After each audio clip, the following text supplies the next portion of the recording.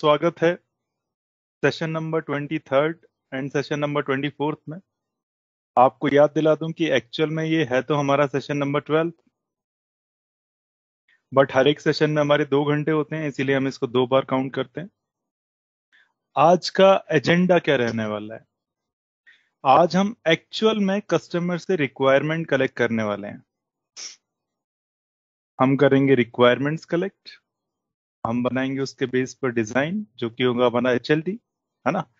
और उससे पहले हम जो रिक्वायरमेंट्स हैं उनको ब्रेनस्टॉर्म भी करेंगे।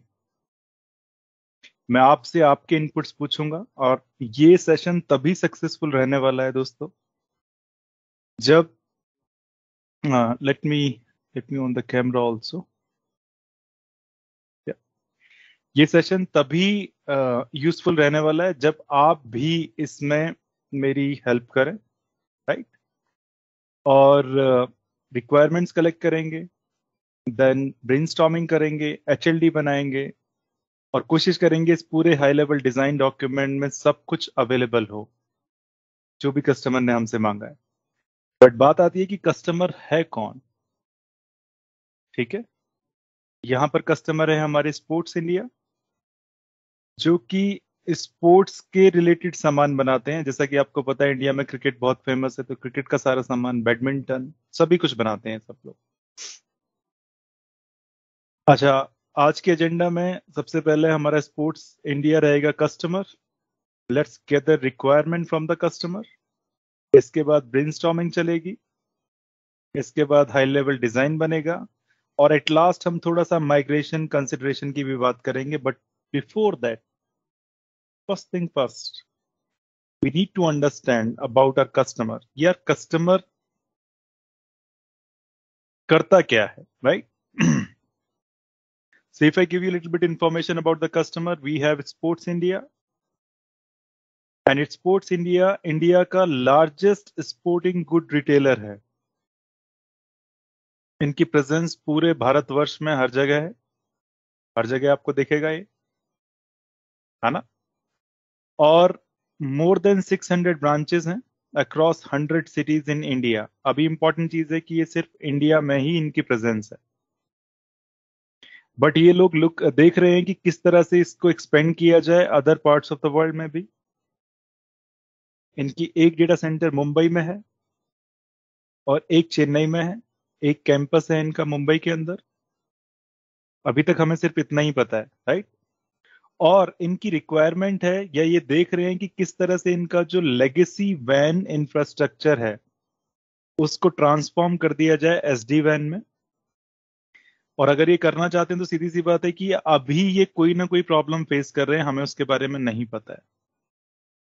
बट जब भी आप रिक्वायरमेंट कलेक्ट करने जाते हो कस्टमर के पास, राइट, अगर आपको जाना है कस्टमर के पास रिक्वायरमेंट कलेक्ट कर रहे हैं, तो एक पहली चीज जो आप सबको याद रखनी चाहिए वो ये है कि एटलीस्ट कस्टमर के बारे में जितनी ज्यादा इंफॉर्मेशन हो जाए उतना अच्छा है। कस्टमर के बिजनेस के बारे में जितनी इंफॉर्मेशन हो उतना अच्छा है। एंड द रीजन इज कि भी सीधी सी बात है कि अगर आप उसका बिजनेस समझ पाओगे तो शायद आप उनके एप्लीकेशन भी समझ पाओ, और अगर आप ये दोनों चीज समझ पाओ तो शायद आप कस्टमर की प्रॉब्लम सॉल्व करने में हेल्प करें, infrastructure wise, right, IT wise. तो यही हमने किया है। हमें अभी स्पोर्ट्स इंडिया के 2 एग्जीक्यूटिव से मिलने जाना है। पहले का नाम है आशीष चड्डा जी और ये जो आशीष चड्डा जी हैं चीफ इंफॉर्मेशन ऑफिसर हैं, कहाँ के? स्पोर्ट्स इंडिया के। दूसरे हमारे जो हैं इसी स्पोर्ट्स इंडिया से ही हैं, उनका नाम है आशीष डागर और वो चीफ आर्किटेक्ट हैं उनकी नेटवर्क टेक्नोलॉजी के। आप देख रहे हैं कि ये बिग ऑर्गेनाइजेशन है, ऑलमोस्ट 600 ब्रांचेस हैं, राइट। तो इनका IT इंफ्रास्ट्रक्चर भी काफी बड़ा है। तो हम आज क्या करने वाले हैं, इन्हीं 2 लोगों से बात करेंगे, आशीष चड्डा जी से और आशीष डागर जी से। मोड जो रहने वाला है वो इंग्लिश रहने वाला है, बट आशीष जी, दोनों आशीष जी को रिक्वेस्ट है कि आप जिस भी मोड में कंफर्टेबल हैं प्लीज आप उसमें बात कीजिए, नो प्रॉब्लम्स, राइट, हिंदी या इंग्लिश। बट हम क्या करने वाले हैं अभी यहाँ पर कि इन दोनों लोगों से बात करेंगे और इन दो लोगों से मैक्सिमम रिक्वायरमेंट कलेक्ट करने की कोशिश करेंगे। डिस्कशन 20 से 25 मिनट का ही होता है, क्योंकि बिलीव मी, ये जितने भी लोग, बड़े लोग जो होते हैं, राइट, अपने चीफ इंफॉर्मेशन ऑफिसर, इनके पास टाइम की ही बहुत ज्यादा कमी होती है। तो हमें उस टाइम को यूटिलाइज भी करना है ना। Having said that, let's invite our two customers, mister Ashish Dagar and Mr. Ashish Chadda ji. I would request you guys, if you can please come onto the camera. Thank you, Mr. Ashish ji. Do we have Ashish Dagar also? Okay. Ashish ji, thank you so much. Thank you so much, guys, for being a part of this session. And मुझे अभी भी पता लगा है दोस्तों कि not दोस्तों मुझे अभी भी पता लगा है सर कि आपकी कंपनी SD WAN इंफ्रास्ट्रक्चर की तरफ देख रही है। आपके पास लेगेसी इंफ्रास्ट्रक्चर ऑलरेडी है, राइट, और आप उसको कन्वर्ट करना चाहते हैं वैन में। तो मेरा पहला क्वेश्चन आपसे ये है कि अभी के नेटवर्क में आपको कैसे चैलेंजेस देखने को मिलते हैं, राइट। अगर मैं पूछूं ये क्वेश्चन मिस्टर आशीष चड्डा जी से, जो कि चीफ इंफॉर्मेशन ऑफिसर है, could you please elaborate on that, what challenges you are facing with your current network? Yes sir. Basically Vishnu ji, अभी जो हमारा नेटवर्क है, हम इस बिजनेस में काफी लंबे टाइम से हैं, मतलब 10-20 सालों से हैं इस बिजनेस में। पर जैसा आप देख ही रहे हो कि अभी टेक्नोलॉजी एडवांसमेंट हो रही है, टेक्नोलॉजी हर तरह से चेंज हो रही है, तो उसके हिसाब से हम अपना वैन जो हम देख रहे हैं कि हमारा वैन इंफ्रास्ट्रक्चर है इनकेपेबल है उस रिक्वायरमेंट को मीट करने के लिए, ताकि हमारी जो उस वजह से हम अपनी डिलीवरी भी प्रॉपरली नहीं कर पा रहे हैं। और हमने अपनी जो क्रिटिकल एप्लीकेशंस हैं और बाकी जो काम है सारे अपने क्लाउड में मूव किए हुए हैं, जैसे AWS और Azure में भी। पर जो हमारे एम्प्लॉयज को ये प्रॉब्लम फेस कर रहे हैं कि ये जो उनकी बिजनेस एप्लीकेशंस हैं वो जब एक्सेस करते हैं रिमोट साइट से, वो इतने खुश नहीं है उसको एक्सेस करने में। मतलब वो कहते हैं कभी स्लोनेस का इशू आता है, कभी एप्लीकेशन खुलती नहीं है। तो फिर और दूसरी चीज हमने ये भी देखा है, ऑब्जर्व किया है कि हमारी कंपनी की कुछ साइट्स में काफी आउटेजेस भी हुई हैं डिफरेंट साइट्स पे, जिसकी वजह से हमारा बिजनेस लॉस काफी हुआ है। अगर बिजनेस लॉस हो रहा है तो मतलब कुछ ना कुछ काम करना पड़ेगा इस पे हमें। तो इसी और हमने काफी इन्वेस्टमेंट भी किया है अपने सर्किट्स की कैपेबिलिटी को बढ़ाने के लिए वैन सर्किट्स में, पर हमें उतनी इम्प्रूवमेंट दिखी नहीं है। चाहे बैंडविड्थ बढ़ा दी जाए, चाहे सर्किट अच्छा ले लिया जाए, हाई स्पीड का ले लिया जाए, तब भी कोई इम्प्रूवमेंट नहीं आ रही। और मतलब मैं ये मोटा मोटा ये कहना चाहूंगा कि मैं अपनी जो मतलब वैन इंफ्रास्ट्रक्चर से खुश नहीं हूँ। तो मतलब मैं चाहता हूँ कि मेरा जो वैन इंफ्रास्ट्रक्चर है वो चेंज हो, मतलब कुछ ऐसी टेक्नोलॉजी हो जिससे मतलब मेरे एम्प्लॉयज का एक्सपीरियंस भी अच्छा हो और मेरे को बिजनेस लॉस भी ना हो। मतलब आशीष मेरी जी, ये मेन हाँ, फोकस है। आशीष चड्डा जी, थैंक यू सो मच। और मैं समझ पा रहा हूँ कि आपने इन्वेस्टमेंट भी काफी कर दी है जो आपके वैन सर्किट्स हैं, लेकिन उसका रिटर्न ऑफ इन्वेस्टमेंट अगर नहीं मिल रहा है तो मैं आपकी फ्रस्ट्रेशन समझ सकता हूँ। बट और मैं इस रिक्वायरमेंट को इंक्लूड कर रहा हूँ क्योंकि basically this is the major requirement, है ना। आपके हाँ जी। जितने भी ब्रांचेस हैं, अगर वो आपका मोस्ट क्रिटिकल एप्लीकेशन उसी को एक्सेस नहीं कर पाएंगे कुछ दिनों में के लिए, तो भाई मैं समझ सकता हूँ कि आप कितने फ्रस्ट्रेट हो जाते होंगे इस बात से। But thank you so much, आपने ये बताया। बट मेरा एक और क्वेश्चन है इसके ऊपर कि आप एक्चुअली इस ट्रांसफॉर्मेशन से जो कि हम कर रहे हैं आपके लेगेसी का SD WAN की तरफ, तो actually what exactly you are looking for this transformation, अगर आप मेरे को ये बता पाए। अब बेसिकली हम ये देख रहे हैं कि हम मतलब एक ऐसा वैन इंफ्रास्ट्रक्चर सेटअप हो जो हमारी बिजनेस रिक्वायरमेंट को मीट कर पाए, मतलब विद द चेंजिंग टेक्नोलॉजी, मतलब इतना फास्ट और स्केलेबल वैन इंफ्रास्ट्रक्चर हो। क्योंकि मतलब आने वाले टाइम में हम एक्सपैंड करने की सोच रहे हैं, मतलब अक्रॉस द ग्लोब हमारी साइट्स आ रही हैं, कुछ सिंगापुर में, कुछ मलेशिया में, कुछ यूरोप में। और हमने ये भी सोचा कि एक को लोकेशन फैसिलिटी में हम मूव करें अपने ऑन प्रेम डेटा सेंटर को, ताकि अपना जो है एक्सपेंडिचर कम हो, ऑपरेटिंग कॉस्ट कम हो। हम्म। और इसको देखते हुए हमने अपनी बहुत सारी एप्लीकेशंस क्लाउड में भी मूव की हैं, चाहे वो AWS हो, चाहे Azure हो, चाहे GCP हो। और इसलिए हम ये भी देख रहे हैं कि हमारी जो वैन कनेक्टिविटी है और बैंडविड्थ रिक्वायरमेंट है, और जो उस एक्सपेंशन प्लान को मीट कर पाए। और और मैं ये भी नहीं चाहता कि मेरी जो टीम है वो day to day issues, networking issues में अपने आप को बिजी रखे, इन्वॉल्व रखे, रादर देन कोई न्यू इनोवेटिव वर्क करें। वो मैं ये चाहता हूँ कि कोई न्यू इनोवेटिव वर्क करें, ऑप्टिमाइजेशन पे काम करें नेटवर्क को। और मैं ये चाहता हूँ कि मतलब हमें कुछ ऐसा हो जैसे कुछ सिंगल पेन ऑफ ग्लास हो या कुछ ऐसा हो जो जो हमारी मॉनिटरिंग में हेल्प करे और ट्रबल शूटिंग में अच्छा, हेल्प करे। ओके, ट्रबल शूटिंग ठीक। टाइम कम लगे हमें। हाँ, इनफैक्ट अगर मैं आशीष जी आपको बताऊं तो ये चड्डा जी आपको बताऊं तो ये प्रॉब्लम अधिकतर ऑर्गेनाइजेशन फेस कर रही हैं अभी। अ, और आपने बिल्कुल सही बोला कि भाई नेटवर्किंग के जो हमारे प्रोफेशनल्स हैं जो हमारा नेटवर्क देखते हैं, अधिकतर उनका टाइम हमारा ट्रबल शूटिंग में ही चला जाता है। तो नेटवर्क को इनोवेट कहाँ से करेंगे? तो आपकी प्रॉब्लम सही में जेन्युइन है और मैं इसको समझ पा रहा हूँ। और जैसा कि आपने बोला कि अभी कि हमारे पास कोई सिंगल पेन ऑफ ग्लास भी नहीं जिससे हम पूरा का पूरा एसडी वैन नेटवर्क देख पाए अपना। तो thank you so much explaining that. अब मैं जानना चाहता हूँ मिस्टर आशीष डागर के पास, जो कि चीफ आर्किटेक्ट हैं नेटवर्किंग के, और उनसे ये पूछना चाहता हूँ आशीष जी, आशीष डागर जी, कि अगर मैं अभी के नेटवर्क की आपकी बात करूं on A high level, so what kind of van, sorry, how is your current van infrastructure looks like? अगर मैं आपकी बात करूं मोटे मोटे तौर पर आपके वैन इंफ्रास्ट्रक्चर की, तो अभी कैसा दिखता है? ओके, सो विष्णु जी, अगर मैं आपको बताऊं अपना अभी जो करंट डिजाइन है वो हम्म। एक प्रीटी फ्लैट नेटवर्क है एक्चुअली, हम्म। है ना। और जो हमारी अभी डिपेंडेंसी है वो मोस्टली एमपीएलएस सर्विस प्रोवाइडर्स पर है, ओके। राइट। तो होता क्या है कि हमारी जो रिमोट साइट्स हैं दे आर कनेक्टिंग टू जो हमारे ऑन प्रेम डेटा सेंटर्स हैं, वो एक एमपीएलएस से कनेक्ट होते हैं, ओके। राइट। अब सिक्योरिटी रीजन से ले लीजिए, कंप्लाइंस रीजन से ले लीजिए, हमारी सभी साइट्स का जो ट्रैफिक है it has to go to the nearest data centres because of security environment and उससे होता क्या है कि जो मोस्ट ऑफ द एप्लीकेशंस का जो एक्सपीरियंस है वो मतलब अच्छा नहीं रहता है, राइट। हम्म। बिकॉज सारा ट्रैफिक एक ही डीसी में आता है, देन वो वापस एप्लीकेशंस पे जाता है, तो उससे एक्सपीरियंस ऑफ एप्लीकेशन है वो अच्छा नहीं रहता है, राइट। और अगर मैं अपने स्टोर्स की बात करूं, so we have somewhere 700 stores, okay. Different sizes पूरे भारतवर्ष में, हम्म। है ना। और उन्हीं कुछ कुछ स्टोर्स जो बहुत बड़े हैं उनमें हमारे पास दोनों कनेक्टिविटीज है, like MPLS and internet connections, hmm. Right. So अभी अगर मैं उनकी बात करूं, दे दिस लिंक्स जो हैं ये एमपीएलएस और इंटरनेट का वो एक्टिव में चलते हैं। हम्म। बट प्रॉब्लम क्या है, इंटरनेट का लिंक तभी आ पाता है जब एमपीएलएस का लिंक डाउन जाता है या नहीं रहता है, ओके। ओके। ओके। राइट।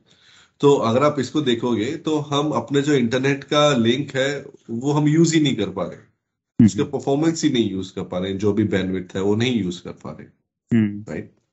और हमारा जो ये डिसीजन था कि हम इसको एसडीएन पे लेके जाएंगे, हम्म। तो उससे हमारा पूरा जो लैन इंफ्रास्ट्रक्चर है वो we can utilise it maximum में। ठीक है। ठीक है। ओके। तो ये भी मैंने कॉमन प्रॉब्लम देखी है अक्रॉस ऑर्गेनाइजेशन, जैसा कि आप बोल रहे हैं कि भाई आपके दो लिंक्स हैं। चड्डा जी ने बोला उन्होंने काफी इन्वेस्टमेंट कर दिया है, बट उन लिंक्स का फायदा ही क्या अगर हम उनको कंबाइंड यूज ही ना कर पाए, राइट?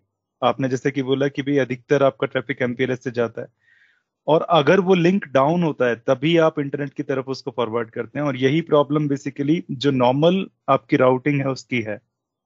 जो भी आपकी नॉर्मल राउटिंग प्रोटोकॉल होती है वो यही देखती हैं कि अगर लिंक डाउन हो गया तो ठीक है भाई, अलग डायरेक्शन में से राउटिंग हो जाएगी, वरना नहीं हो पाएगी। तो मैं समझ सकता हूँ इस चीज को भी कि भाई अगर आपके पास लिंक्स हैं अवेलेबल लेकिन फिर भी अगर आप उसको यूज नहीं कर पा रहे हो तो इट्स ए प्रॉब्लम। और ये रिटर्न ऑफ इन्वेस्टमेंट नहीं हुआ आपके रिटर्न्स का, सॉरी, आपके जो भी आपने पैसे खर्च किए हैं इन पर। तो जैसे कि आशीष जी बात कर रहे थे, आशीष चड्डा जी, और आपने भी थोड़ा सा हिंट दिया है कि भाई आउटेजेस हुई हैं रिसेंटली अभी, है ना? तो अगर आप किसी एक आउटेज के बारे में बात करना पाओ चाहो कि भाई कैसी आउटेज होती है या कैसा दिखता है आउटेज के दौरान, तो अगर आप थोड़ा सा उसके बारे में बताएं मिस्टर डागर जी तो बहुत अच्छा रहेगा। बिल्कुल विष्णु जी, तो मैं आउटेजेस से पहले मैं आपको अपना एक विजिबिलिटी, मेरा जो पॉइंट है वो मैं आपको बता देता हूँ, है ना। ओके। ओके, उसके बाद मैं आपको एक आउटेजेस का एग्जांपल दे दूंगा। श्योर। अगर आप अभी देखेंगे, अगर मुझे अपने नेटवर्क का ऑप्टिमाइजेशन करवाना है या मुझे ये चेक करना है कि कहाँ पे क्या हो रहा है, राइट, अगर मुझे कोई एप्लीकेशन ट्रैक करनी है, राइट, और वो अभी मैं करंटली नहीं कर सकता क्योंकि मेरे पास एक सिंगल ऐसा प्लेटफॉर्म नहीं है जहां पे मैं ये सब कुछ चेक कर सकूं, सब कुछ ये देख सकूं कि मेरे नेटवर्क में चल क्या रहा है, राइट। अगर वो मेरे नेटवर्क में मुझे आइडेंटिफाई हो जाता है कि यहाँ पर लेटेंसी है या यहाँ पर कुछ इश्यूज हैं, तो I can easily rectify those problem, right. Correct. But actually वो नहीं हो पा रहा है, ठीक है। अब मैं आपको एक ऐसे आउटेजेस का एक एग्जांपल देता हूँ जो अभी रिसेंटली हमारे इन्वायरमेंट में हुआ। अ, हमारे पास 2 MPLS के सर्किट हैं। हमारी एक मतलब एक काफी बड़ी साइट है जहाँ पे हमारे पास 2 MPLS के सर्किट हैं, और उन पर हमारा एक क्रिटिकल एप्लीकेशन चलता है जो मल्टीपल स्टोर्स को कनेक्ट करता है, राइट। ओके। अब हुआ क्या, because of some impairment in the MPLS, वो एक हाई लेटेंसी क्रिएट कर दिया, ओके। राइट। तो उससे प्रॉब्लम क्या हुआ, हमारी बिलिंग वगैरह जितना भी कुछ था, users were not able to access that application itself, right. अभी मैंने आपको बताया हमारे पास एक और MPLS है, राइट। जब वो इश्यू क्रिएट हुआ, लेटेंसी तो क्रिएट हुई हुई, हम दूसरे MPLS लिंक पर भी शिफ्ट नहीं कर पाए, राइट। सो अब यू कैन अंडरस्टैंड कि वो सिचुएशन कैसा रहा होगा। तो बिल्कुल। हमारा जो अभी करंट इंफ्रास्ट्रक्चर है या वैन इन्वायरमेंट है, दैट इज नॉट अजाइल कि वो इस तरीके के इश्यूज को हैंडल कर सके, तो मैं राइट। समझ पा रहा हूँ कि ये एक्चुअली द प्रॉब्लम है जो हमारी लेगेसी राउटिंग प्रोटोकॉल की है, क्योंकि वो कंसिडर करती ही नहीं है कि भाई लिंक में क्या इम्पेयरमेंट हुआ है। बेसिकली आपका पैकेट लॉस कम ज्यादा हो गया है या लेटेंसी कम ज्यादा हो गई है। तो ठीक है, बेसिकली आपने बताया एक आउटेज जिसमें कि आपका एक लिंक इम्पेयर हो गया था, उसमें गड़बड़ आ गई थी, बट वो डाउन नहीं था, इसीलिए आप ट्रैफिक को जो है मूव नहीं कर पाए। तो इट्स ए बिग प्रॉब्लम, क्योंकि अगर आप अपना क्रिटिकल एप्लीकेशन, जैसा कि चड्डा जी ने ही बोला था कि अगर क्रिटिकल एप्लीकेशन ही एक्सेस नहीं हो पाएगा तो it's a big big big problem. मैं समझ सकता हूँ। अच्छा, लास्ट में मैं एक और चीज पूछना चाहता हूँ। जैसे कि चड्डा जी ने बोला था कि भाई हम लोग तो क्लाउड पे भी जा रहे हैं, है ना। हमने एज्योर से बात की हुई है, AWS से बात की हुई है, और हमने कुछ सर्वर्स अपने मूव करने भी शुरू करे हैं। तो हम यहाँ पर मल्टी क्लाउड की बात भी कर रहे हैं। तो अगर मैं आपसे पूछूं इन्हीं प्रॉब्लम्स की टर्म्स में, तो जो आपने एप्लीकेशंस क्लाउड में मूव कर दिए हैं, है ना डागर जी, जो भी आपने क्लाउड क्लाउड में एप्लीकेशन मूव कर दिए हैं, क्या आपको उनको एक्सेस करने में भी अभी प्रॉब्लम आती है, या वो कम्युनिकेशन स्मूथ है? अगर आप उस पर थोड़ा सा प्रकाश डालना चाहें तो। बिल्कुल बिल्कुल विष्णु जी। सो होता क्या है, मैं आपको बताता हूँ। जैसे कि अगर मैंने आपको अपना अभी करंट आर्किटेक्चर बताया, तो वो हमारा एक स्टार आर्किटेक्चर है जिसमें एक सेंट्रलाइज डीसी है और रिमोट साइट उससे कनेक्ट होते हैं, राइट। बट अगर मैं अपनी क्लाउड एनवायरनमेंट की बात करूं, तो जो हमारे डीसी है, मेन डीसी हैं, वो डायरेक्टली क्लाउड से कनेक्ट होते हैं, ओके। राइट। अभी अगर मैं अपने नेटवर्क इंफ्रास्ट्रक्चर को देखूं तो मेरे लिए सिक्योरिटी भी बहुत जरूरी है। Is a prime concern for me right now, है ना। सो आई कांट लेट कि कोई भी रिमोट साइट डायरेक्टली हमारे इंटरनेट से जाके बात करे, तो वो हमारे लिए सिक्योरिटी लूप है। May be anything can be compromise, कुछ भी कॉम्प्रोमाइज हो सकता है। तो उस चक्कर में होता क्या है कि रिमोट साइट से सारा ट्रैफिक पहले हमारे डीसी में आता है और फिर डीसी से फिर हमारे क्लाउड में जाता है, ठीक है। अब अगर आप पाथ देखेंगे तो ये एक तो काफी बड़ा हो गया, और इससे हमारा जो यूजर एक्सपीरियंस है या फिर बोलो एप्लीकेशन एक्सपीरियंस है, वो बहुत अच्छा नहीं रहा। तो अब हम क्या सोच रहे हैं कि हमें कुछ ऐसा सॉल्यूशन हमें मिले जिसमें हमारे सिक्योरिटी भी मीट हो, राइट, हमारा एप्लीकेशन का एक्सपीरियंस भी अच्छा रहे, ठीक है, और हमारी जो रिमोट साइट से क्लाउड पर कनेक्टिविटी है वो डायरेक्ट हो जाए। तो हम उसको सेंट्रलाइज नहीं करवाना चाह रहे। We want to use the power of internet today. ठीक है, thank you so much, thank you so much Ashish ji, and both Ashish Dagar as well as Ashish Chadda ji. Actual में मैं यही सारी चीजें जानना चाह रहा था आपसे, और आपने ये सब हमारी भाषा में ही, मातृभाषा में एक्सप्लेन किया है। इसके लिए भी बहुत बहुत धन्यवाद आपको। एंड डेफिनेटली टीम को काफी ज्यादा हेल्प मिलेगी, क्योंकि आपने अपनी रिक्वायरमेंट काफी अच्छे से, काफी स्पष्ट तरीके से बताई है। बट मेरे को आपकी एक और हेल्प की जरूरत है। मुझे हाई लेवल के बारे में तो काफी अच्छे से जानकारी हो गई कि आपको क्या प्रॉब्लम है, आपका क्या विजन है आगे आने वाले टाइम में, वो सब बिल्कुल क्लियर हो गया मेरे को। बट अभी मेरे को थोड़ी सी लो लेवल डिटेल्स भी चाहिए, और मुझे पता है कि ये सही पोडियम नहीं है पूछने का। तो क्या आप मेरे को मे बी इस मीटिंग के बाद आप अपनी नेटवर्क इंजीनियरिंग टीम से कनेक्ट कर सकते हैं, ताकि मैं उनसे पूछ पाऊं कि भाई एक्चुअल में अभी की आपकी राउटिंग कैसी चल रही है। क्योंकि ये मेरे लिए बहुत ही ज्यादा इंपॉर्टेंट रहने वाला है कि मैं एग्जिस्टिंग आर्किटेक्चर को समझूं और फिर उसके बेस पर अपना कोई डिजाइन बनाऊं। मे बी आप मुझे 1 महीने का टाइम दीजिए, और मैं आपके पास दोबारा से आता हूं, आपको पूरा हाई लेवल डिजाइन बताऊंगा कि हम लोग आपने जो अभी रिक्वायरमेंट दी हैं उनको कैसे कवर करेंगे। Thank you so much Ashish ji, Ashish Chadda ji and Ashish Dagar ji, for your valuable time. And फिर से मिलते हैं। Thank you so much. You can feel free to drop, or basically you can be part of this meeting. Thank you so much.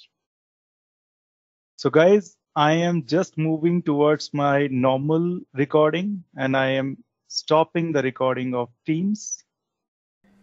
So दोस्तों, जैसे आपने देखा कि हम लोग अभी थोड़ी देर पहले स्पोर्ट्स इंडिया के CIO मिस्टर आशीष चड्डा और उनके चीफ आर्किटेक्ट से मिले हैं, राइट? कोई आप में से प्लीज कंफर्म करेगा कि आप लोग मुझे सुन पा रहे हो या नहीं? हाँ जी, सुन पा रहे हैं। बिल्कुल, थैंक यू सो मच। सो उन्होंने अपनी रिक्वायरमेंट्स बताई, है ना, और बहुत अच्छे से स्पष्ट सब शब्दों में बताई। बट बिलीव मी, मैं इनका ज्यादा टाइम लेना नहीं चाहता था, क्योंकि आपको पता है कि भाई इनके पास टाइम ही है जिसकी कमी होती है। बट इन लोगों ने प्रॉमिस किया है कि ये अपनी नेटवर्क इंजीनियरिंग टीम के साथ हमें कनेक्ट करेंगे, ताकि हमें इनकी नेटवर्क की ज्यादा से ज्यादा इंफॉर्मेशन पता लगे। बट अभी अगर मैं इनकी रिक्वायरमेंट को कलेक्ट करना चाहूँ, राइट, तो आप लोगों ने, सब लोगों ने इनको सुना, 20 मिनट के लिए सुना, और मैं आप सभी लोगों का एक्टिव पार्टिसिपेशन यहाँ पर चाहूंगा इस चीज में कि कस्टमर की एक्चुअली रिक्वायरमेंट क्या थी, right? So let's gather the requirement from the customer. हमने वो कर ली है, लेकिन अब मुझे यहाँ पर उसको लिखना है, मानकर चलिए, राइट? जो भी रिक्वायरमेंट कस्टमर ने बोली है, मैं उनको चाहता हूं कि मैं यहाँ पर लिखूं। तो क्या आप लोग मेरी हेल्प करोगे अब कि भाई कस्टमर एक्चुअल में क्या चाह रहा है? ये तो मुझे पता है कि भाई कस्टमर अपने लेगेसी नेटवर्क से मूव करना चाहता है SD-WAN नेटवर्क में, क्योंकि उसको प्रॉब्लम है, राइट? तो कस्टमर की रिक्वायरमेंट क्या है? आप में से कोई भी अपने आप को प्लीज अनम्यूट कीजिए। आप please be part of this meeting, right? तो मैं सुन पा रहा हूँ कि दीपक जी ने अपने आप को अनम्यूट किया है। प्लीज दीपक जी बोलिए, क्या कहना चाहते हैं आप? सर, एक रिक्वायरमेंट हमारी ये है कि जो ब्रांच ऑफिसेस हैं, वो जो हमारे जो एप्लीकेशन जो कि क्लाउड में होस्टेड है, उनको वो डायरेक्टली एक्सेस करना चाहते हैं थ्रू इंटरनेट। बट वहाँ पे एक सिक्योरिटी कंसर्न है कि जो हमारा डेटा सेंटर में जो फायरवॉल रखे हुए हैं, तो वो लैकिंग है यहाँ पे। तो वो उसके लिए हम कुछ जैसे सैशे सॉल्यूशन वगैरह इस चीज के लिए, तो ये एक रिक्वायरमेंट सबसे पहले। Branch connectivity directly to cloud plus internet, right? And whatever the concern they had is the security concern. I do agree with you. Thank you so much, Deepak ji. Anything else anybody wants to add? Vishnu ji, इसमें इनको slow speed का भी issue है। कुछ application है जो इनके DC में होस्टेड हैं, तो मल्टीपल टाइम्स ये कभी ऐसा होता है कि वो बहुत स्लो हो जाती हैं, कभी कभी ऐसा होता है कि एक्सेस ही नहीं कर पाते, even though they have 2 MPLS link at big sites. तो एप्लीकेशन परफॉर्मेंस इशू मान लो। यस। और तीसरा, they are not utilising the full capacity of their links, right? Yes. Okay. No link, no proper link utilisation में लिख लेता हूँ। Guys, ये सेशन एक्चुअल में बहुत इंपॉर्टेंट है, क्योंकि ये आपको ये सोचना सिखाएगा कि जब आप एक कस्टमर से रिक्वायरमेंट लेने जाते हैं या कस्टमर से रिक्वायरमेंट कलेक्ट करने जाते हैं, राइट, तो बेसिकली आपका माइंडसेट कैसे काम करना चाहिए। So no proper link utilisation. Good. Anybody else who wants to add something more here?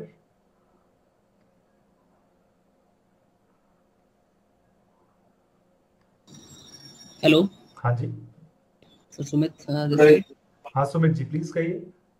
Sir एक रिक्वायरमेंट उनकी ये भी थी कि seeing the recent outage they have faced, they want something which I mean like a Google viewer, they can monitor it centrally. I mean any outages and anything happen in their network.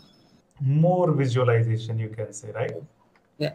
They want to visualize their network. What is going on?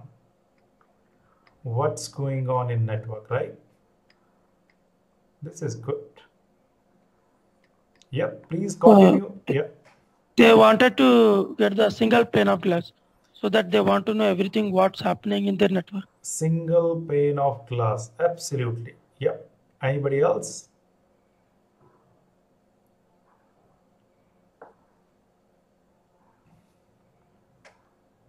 और वो future में अपने business को scale भी करना चाहते हैं तो उसके लिए indeed scalability because at the end of the day they are saying कि भाई अभी तो हमारी प्रेजेंस इंडिया में ही है, आगे आने वाले टाइम में तो हमें ईमिया में भी शुरू करना है यही सेम ऑपरेशन, और अगर ये होगा तो वहां पर क्या होगा। कि मैं आपकी बात समझ रहा हूँ, बिल्कुल सही है। Anybody else? और क्या इनको चाहिए?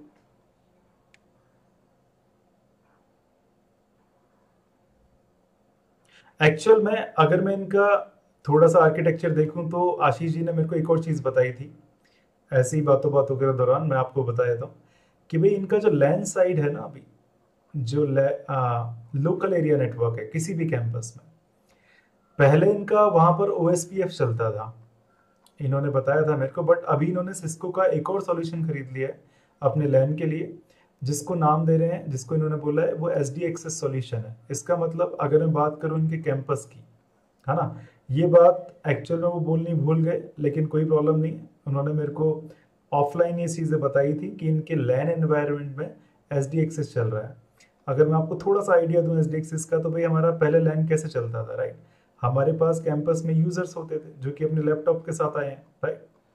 इन यूजर्स को हम कहाँ कनेक्ट करते थे? इन स्विचेस पर। ये इन स्विचेस को हम क्या बोलते हैं? ये स्विचेस हैं हमारे एक्सेस स्विचेस, है ना। इसके ऊपर फिर हम डिस्ट्रीब्यूशन बना देते थे और यहाँ पर हमारी सारी SBIs वगैरह हैं। फिर बेसिकली हमारी एक कोर लेयर होती थी जहां पर हम राउटिंग चलाते थे, राइट? यही तो था, इसी को और हमने बोला था 3 tier आर्किटेक्चर। अब ये लोग क्या बोल रहे हैं हमें कि भाई हमने इसको रिप्लेस कर दिया है आपके SDAccess से। तो SDAccess एक ऐसी टेक्नोलॉजी है जो कि आपके लैन को ऑटोमेट कर देती है, जैसे हमने वैन को ऑटोमेट किया SD-WAN से। ये सारा का सारा चीज आप जो सॉफ्टवेयर डिफाइंड एक्सेस में हो रहा है या लैन साइड पर हो रहा है, वो आप DNAX से सब कुछ ऑटोमेट कर सकते हो। फॉर एग्जांपल हम तो vManage से कर रहे थे, अब ये DNAX से कर रहे हैं। तो हमें ये भी देखना पड़ेगा कि भाई इंटरऑपरेबिलिटी है या नहीं है इन दोनों टेक्नोलॉजी के बीच में, राइट? तो मैं यहाँ पर लिख लेता हूँ इसको, इंटरऑपरेबिलिटी, ठीक है। Anything else which you guys think is important?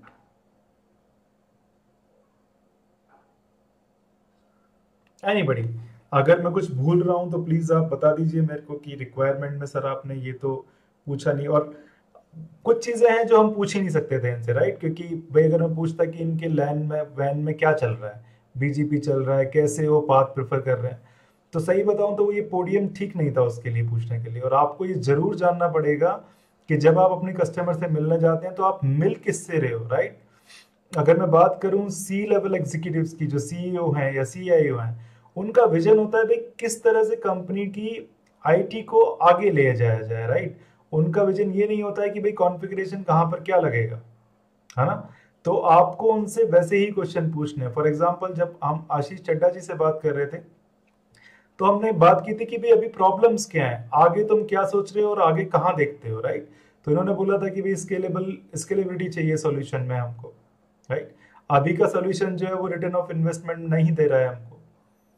तो डिपेंड करता है कि भाई आप किससे बात कर रहे हैं। और एक और चीज अगर मैं आपको बता दूं, क्योंकि हमारा ये पहला डिजाइन सेशन था, तो इसमें मैंने जानबूझ के इंक्लूड किया है उन कस्टमर्स को जो कि टेक्निकल हैं, राइट? ये समझते हैं कि वैन क्या होता है। आपको ऐसे भी लोग मिलेंगे कस्टमर में जिनको ये जानकारी ही नहीं है, ठीक है? तो आपको उनके हिसाब से अपने क्वेश्चंस पूछने पड़ेंगे बिल्कुल नॉर्मल सी भाषा में। अभी तो इनको देखो सब कुछ पता था कि भाई क्या प्रॉब्लम्स है, क्या MPLS लिंक है, राइट, कैसे इम्पेयरमेंट हुआ था, क्या प्रॉब्लम हुई थी। तो ऐसा बिल्कुल पॉसिबल हो सकता है कि आपको ऐसे कस्टमर्स भी मिल जाएं जिनको कुछ पता ही ना हो। वहां पर आपकी कंसल्टिंग स्किल्स काम में आने वाली हैं, राइट।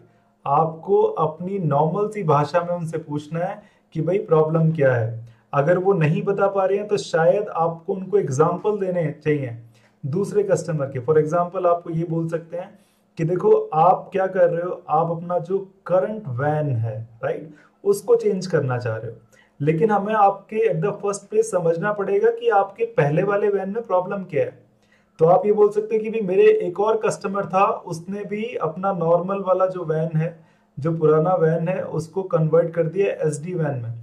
लेकिन उन्होंने कन्वर्ट इसलिए किया था कि भाई वो अपने एप्लीकेशंस को एक्सेस नहीं कर पा रहे थे ठीक से, राइट। ये कभी कभी तो आउटेज हो जाती थी। फिर शायद वो बोलना शुरू करें कि हाँ यार आउटेज तो मेरी भी हुई थी, और फिर आप पूछना शुरू करें कि अगर आउटेज हुई थी तो कैसी आउटेज थी, राइट। तो यहाँ पर आपकी कंसल्टिंग स्किल्स काम में आने वाली हैं, आपका जो एक्सपीरियंस है वो भी काम में आने वाला है। और बिलीव मी, कंसल्टिंग स्किल्स का मतलब ये नहीं है आपको बहुत सारी किताबें पढ़नी है। उसका मतलब सिर्फ इतना सा है कि आप स्पष्ट भाषा में कस्टमर को अपने क्वेश्चंस बताएं। अगर उनको समझ में नहीं आ रहे हैं तो आप उनको समझाएं एग्जाम्पल लेकर, और अगर आप ये कर पाते हैं तो भाई आपको अपनी रिक्वायरमेंट्स कलेक्ट करने में कोई प्रॉब्लम नहीं होगी, राइट। और ये बहुत बहुत इंपॉर्टेंट चीज है। हमने अभी तक इन 22 सेशन में, जो इससे पहले के सेशंस थे, उसमें लगभग फंडामेंटल चीजें पढ़ी हैं। आई नो हमने अभी कई टॉपिक्स जो कि बहुत इंपॉर्टेंट है वो नहीं पढ़े। फॉर एग्जाम्पल अब माइग्रेशंस कैसे करेंगे हमने नहीं पढ़ा है। फॉर एग्जाम्पल पॉलिसीज को डीप में जाके हमने नहीं सब पढ़ा है, क्योंकि मेरा मानना है कि पॉलिसीज तो कुछ भी नहीं है, पॉलिसीज तो डिजाइन का पार्ट है, राइट। माइग्रेशन भी डिजाइन का पार्ट है।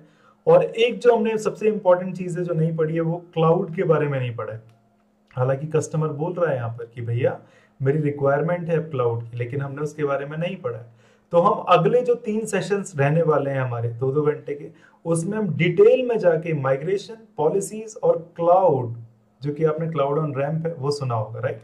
जब हमारा ये कवर हो जाएगा तो शायद हमारी ऑलमोस्ट एक पिक्चर होगी जो दिमाग में कंप्लीट हो जाएगी, और आपके दिमाग में भी ये भी आ जाएगा कि हाँ यार, किसी अगर प्रोजेक्ट को मैं अप्रोच करता हूं, अगर किसी कस्टमर से जाकर मैं बात करता हूं, तो वो कैसी बात होनी चाहिए। अभी तो हमने 20 मिनट का डिस्कशन किया है, किसके साथ, CIO के साथ और जो इनके चीफ आर्किटेक्ट हैं उनके साथ, राइट।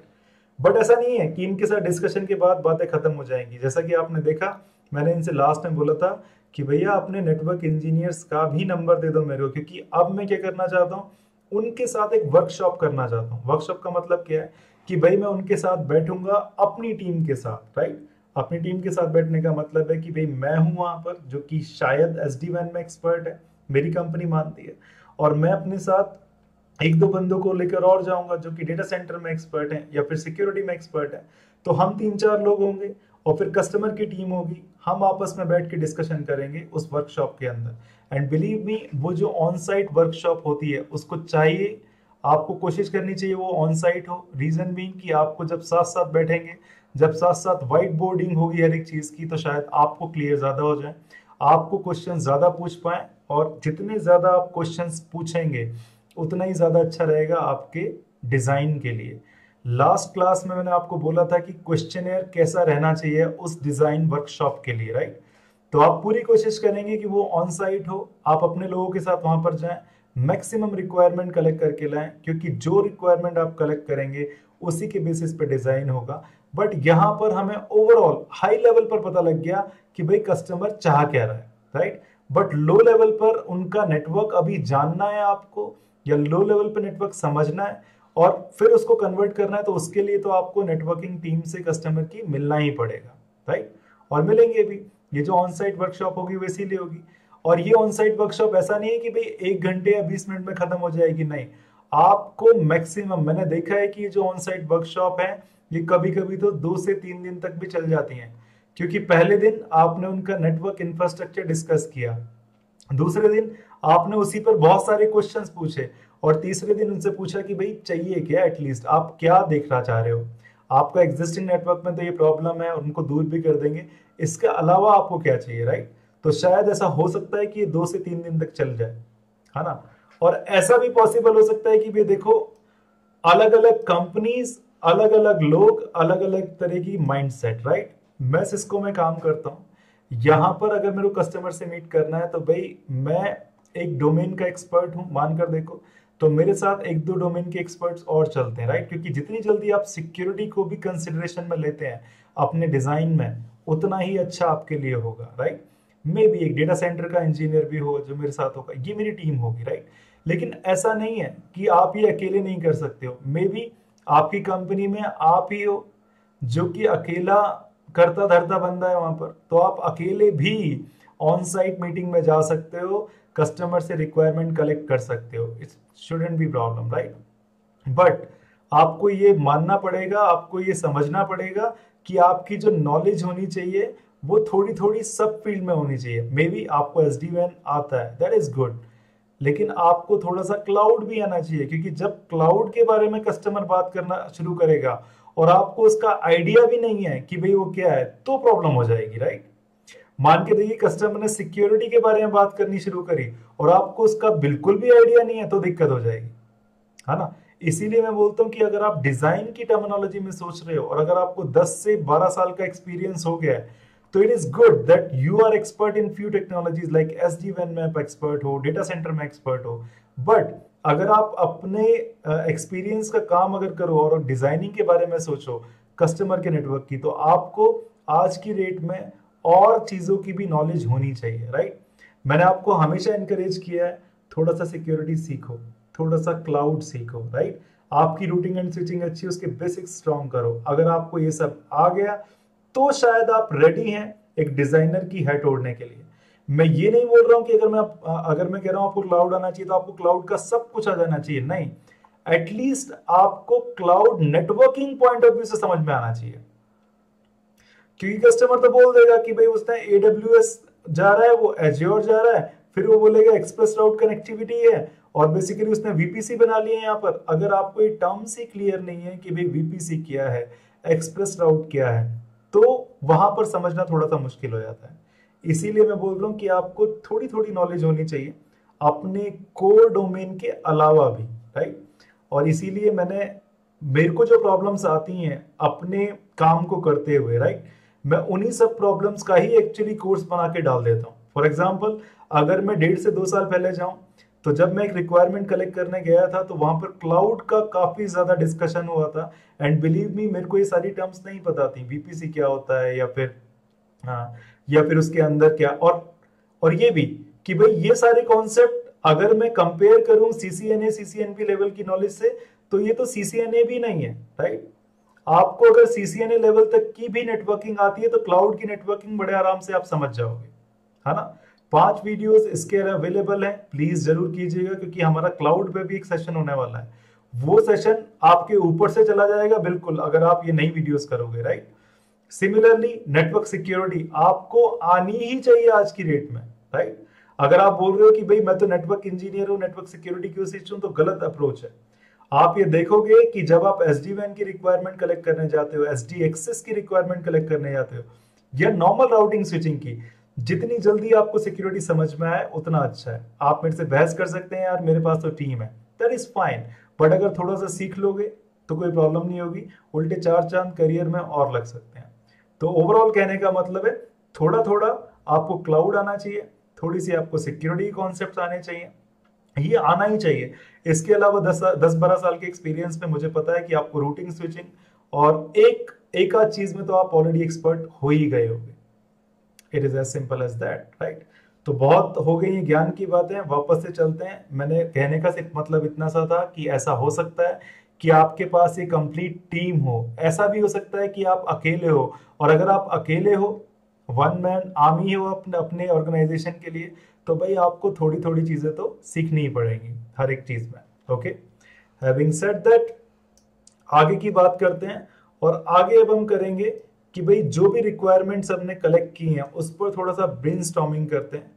मुझे आप सभी लोगों का एक्टिव पार्टिसिपेशन चाहिए इसमें, राइट। तो जो भी कस्टमर की रिक्वायरमेंट थी वो मैंने लिखी है यहाँ पर, ये जो रेड कलर है इधर यहाँ पर,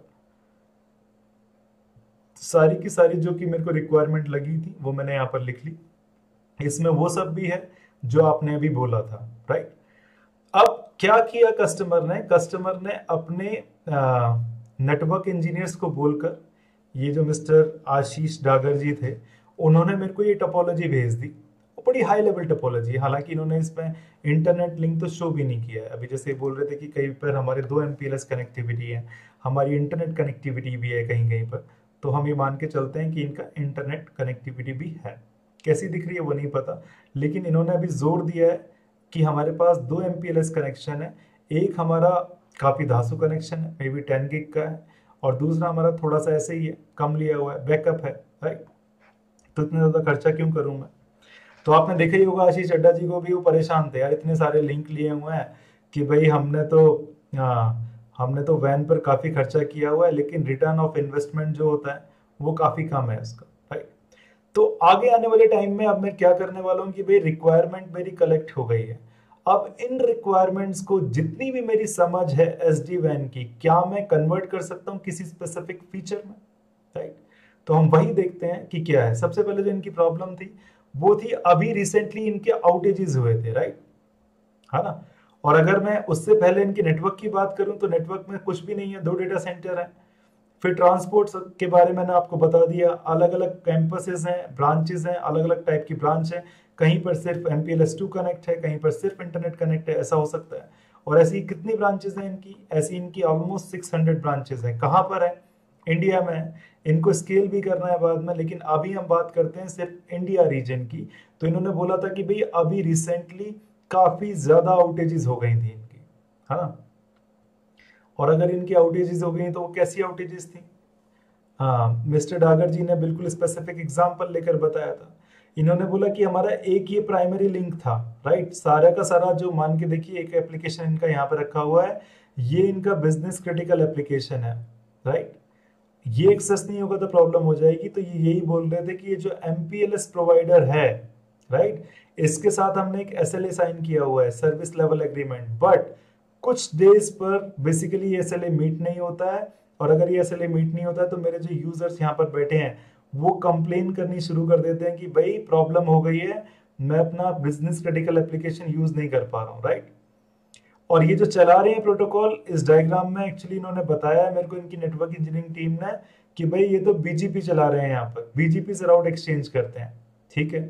अगर BGP से राउट एक्सचेंज करेंगे और भाई इस लिंक पर मान कर देखो कि अभी 150 मिलीसेकंड का लेटेंसी है नॉर्मल SLA के दौरान, राइट। बट हुआ क्या, MPLS नेटवर्क बिजी हो गया, may be on certain date ऐसा पॉसिबल है कि ये 150 मिलीसेकंड बढ़ के पहुंच जाए, 250 मिलीसेकंड हो जाए। और इस एप्लीकेशन का कुछ ना कुछ रिक्वायरमेंट है इन टर्म्स ऑफ SLA, और अगर वो मीट नहीं हो रहा है तो भी प्रॉब्लम हो गई। और जो आपकी BGP प्रोटोकॉल है वो ये चेक नहीं करती कि भाई कितना मिलीसेकंड है, कितनी लेटेंसी है, कितना जिटर है, कितना डिले है, उसको कोई मतलब नहीं है। उसको पता है कि अगर ये लिंक अप है तो भाई मैं तो पैकेट इसी से भेजने वाला हूं, दैट इज इट। BGP और कुछ नहीं बोलती है प्रोटोकॉल, राइट। आगे की बात करें, इन्होंने ये बोला था कि हाँ, अगर ये लिंक डाउन हो जाता है तो भाई मेरे पास राउटिंग कैपेबिलिटीज हैं कि मैं इस लिंक से चला जाऊं, that is perfectly fine. But इनकी प्रॉब्लम ये है ही नहीं। इनकी प्रॉब्लम तो ये है कि भाई अगर कभी कभी MPLS नेटवर्क में प्रॉब्लम हो जाती है तो मेरे लिए बहुत बड़ी बात हो जाती है कि भाई मेरे जो यूजर्स हैं वो कनेक्टिविटी कर ही नहीं पाते। हालांकि उस टाइम पर ये जो बैकअप लिंक है ये मेरे पास अवेलेबल है, बट मैं यूटिलाइज ही नहीं कर पा रहा हूँ। एटलीस्ट कोई इतना तो कर दे कि भाई इस बिजनेस क्रिटिकल एप्लीकेशन के लिए अगर यहाँ पर इम्पेयरमेंट है, यहाँ पर कुछ प्रॉब्लम हो गई है, तो कोई मेरी इतनी हेल्प कर सकता है क्या कि जो बिजनेस क्रिटिकल एप्लीकेशन का जो ट्रैफिक है एटलीस्ट उसको तो मूव कर दो, राइट। और हो सकता है कि यहाँ पर जो आपकी लेटेंसी हो वो 140 मिलीसेकंड हो।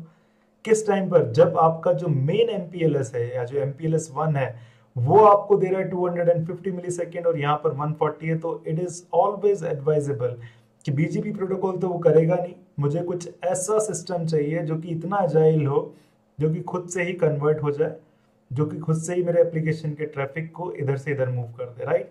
तो हमारी अपनी नॉलेज की बात करें तो ये कैसे पॉसिबल हो सकता है? ये पॉसिबल हो सकता है अगर मैं एप्लीकेशन अवेयर राउटिंग यहाँ पर यूज कर लूं, राइट? ये आप सभी को पता है। अब बात कर रहे हैं मूविंग टू क्लाउड की। अगर मैं बात करूं कि यहाँ पर अगर इनका एक क्लाउड कनेक्ट है, right, may be AWS, may be Azure, क्या कंसिडरेशन हमें चाहिए इसके लिए, ये भी देखना पड़ेगा। अच्छा, इससे पहले अगर मैं सही से एक्सप्लेन करूं तो आपको कस्टमर का जो एग्जिस्टिंग राउटिंग है, एग्जिस्टिंग ट्रैफिक फ्लोज हैं, उनको भी कंसिडरेशन में लेना पड़ेगा। जैसे कि आशीष डागर जी ने बताया था, अभी जितनी भी ब्रांचेस हैं पहले वो मेरी MPLS पर आती हैं, उसके बाद डेटा सेंटर में जाती हैं, यहाँ पर इन्होंने लगाई हुई है फायरवॉल, इस फायरवॉल से ट्रैफिक होता है स्क्रब और फिर जाता है बाहर, राइट, या तो इंटरनेट की तरफ या फिर इनके डेटा सर्वर की तरफ। समझ में आ रही है बात? और क्यों कर रखा है इन्होंने? क्योंकि अभी मैंने ये पूछना भूल गया कि आपस में ब्रांचेस में कनेक्टिविटी कैसी है। ऐसा जैसा कि इनकी बातों से लग रहा था तो यही बोल रहे थे कि सबसे पहले मैं उनको बुलाता हूं अपने डेटा सेंटर में। जैसे फॉर एग्जांपल ब्रांच 1 ब्रांच 5 से बात करना चाहती है तो पहले जाएगी ये डेटा सेंटर में, यहाँ पर, राइट, स्क्रब होगी। स्क्रब का होने का मतलब है सिक्योरिटी पॉलिसीज के अगेंस्ट इस ट्रैफिक को देखा जाएगा और अगर ये पास हो जाता है तो फिर बेसिकली इसको भेजा जाएगा आगे, राइट। तो अभी तो इनका ट्रैफिक ऐसा चल रहा है। तो राइट नाउ इनके ट्रैफिक फ्लोज क्या हैं वो आपको समझने ही पड़ेंगे, राइट, क्योंकि at the end of the day आप जो करने वाले हो, आप क्या करने वाले हो, आप भी तो राउटिंग ही करने वाले हो, राइट। एटलीस्ट जैसा इनका नेटवर्क चल रहा था वैसा तो चलना ही चाहिए, उसके अलावा इनकी जो प्रॉब्लम्स है वो सॉल्व हो जानी चाहिए, है ना। तो हम ये डिजाइन कैसे करेंगे कि भी आपस में ब्रांचेस कैसे बात करें, मे बी वो फुल मैश हो, हाफ मैश हो, या फिर हब एंड स्पोक हो, वो बात की बात है। बट अभी के केस में आपको ये सोचना है कि एग्जिस्टिंग नेटवर्क कैसे चल रहा है। एंड बिलीव मी, लगभग अगर मैं कुछ करता हूं कभी SD-WAN में कहीं पर जाकर, तो मैं यहाँ पर टाइम गुजारना बहुत ज्यादा पसंद करता हूँ कि उनकी एग्जिस्टिंग राउटिंग को मैं समझ लूं। अगर मैं समझ लेता हूं तो भाई मेरे लिए प्रॉब्लम आसान हो जाती है, because at the end of the day आपका जो SD-WAN है वो भी तो क्या है, वो चलने तो उसी अंडरले पे ही वाला है, राइट, जो कि ऑलरेडी है इनकी। आप तो बस SD-WAN से ओवरले बनाओगे या IP सेक्टर बनाओगे। तो अभी बात आती है कि अगर ये AWS क्लाउड में मूव करने वाले हैं तो प्रॉब्लम है इनके ट्रैफिक पाथ की। ट्रैफिक पाथ कैसी है? अभी सारे लोगों को बुलाएंगे ये डेटा सेंटर में ही और डेटा सेंटर से जाएंगे ये क्लाउड में, राइट।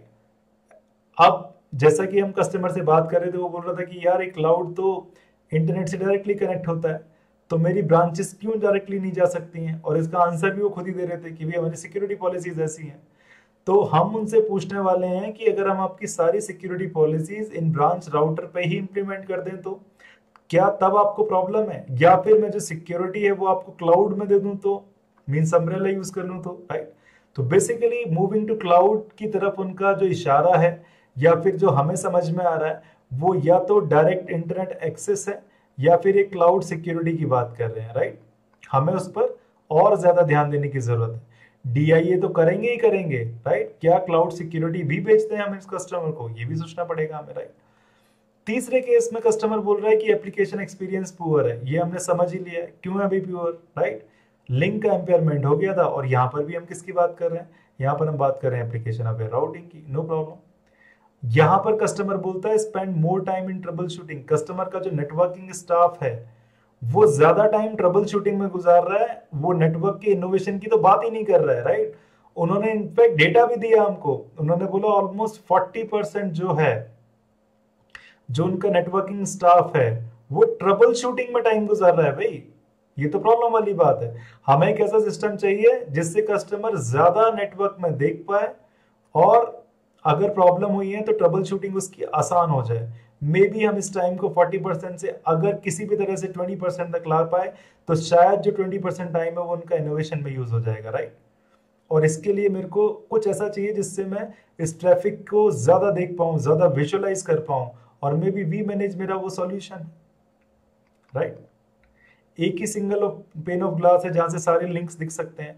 इन लिंक की कैपेसिटी कितनी है वो दिख सकती है, इन लिंक पर क्या ट्रैफिक जा रहा है वो दिख सकता है, और on the basis of that I can switch over the traffic, right.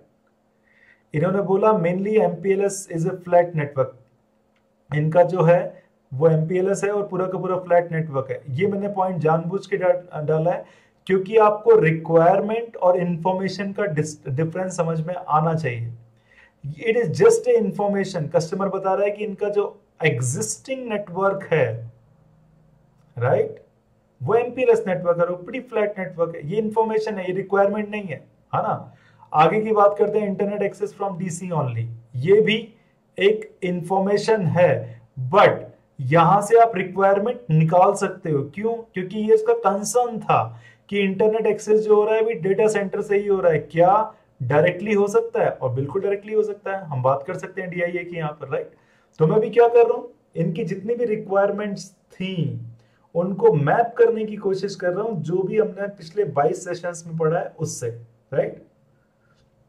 आगे की बात करते हैं, not able to use both the link efficiently. क्या मतलब हुआ इसका? भाई सेम एप्लीकेशन अवेयर राउटिंग की बात कर रहे हैं, right.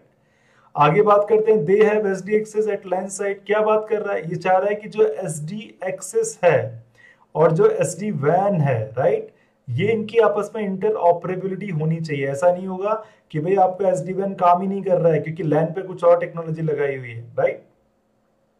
No single pane of glass. भाई हम तो देंगे, हम तो vManage दे देंगे इनको, और हम इतने दिन से यही तो सीखते आ रहे हैं कि vManage आपका सिंगल पेन ऑफ ग्लास है। वहां पर जाकर आप सारी की सारी चीजें एक जगह से देख सकते हैं।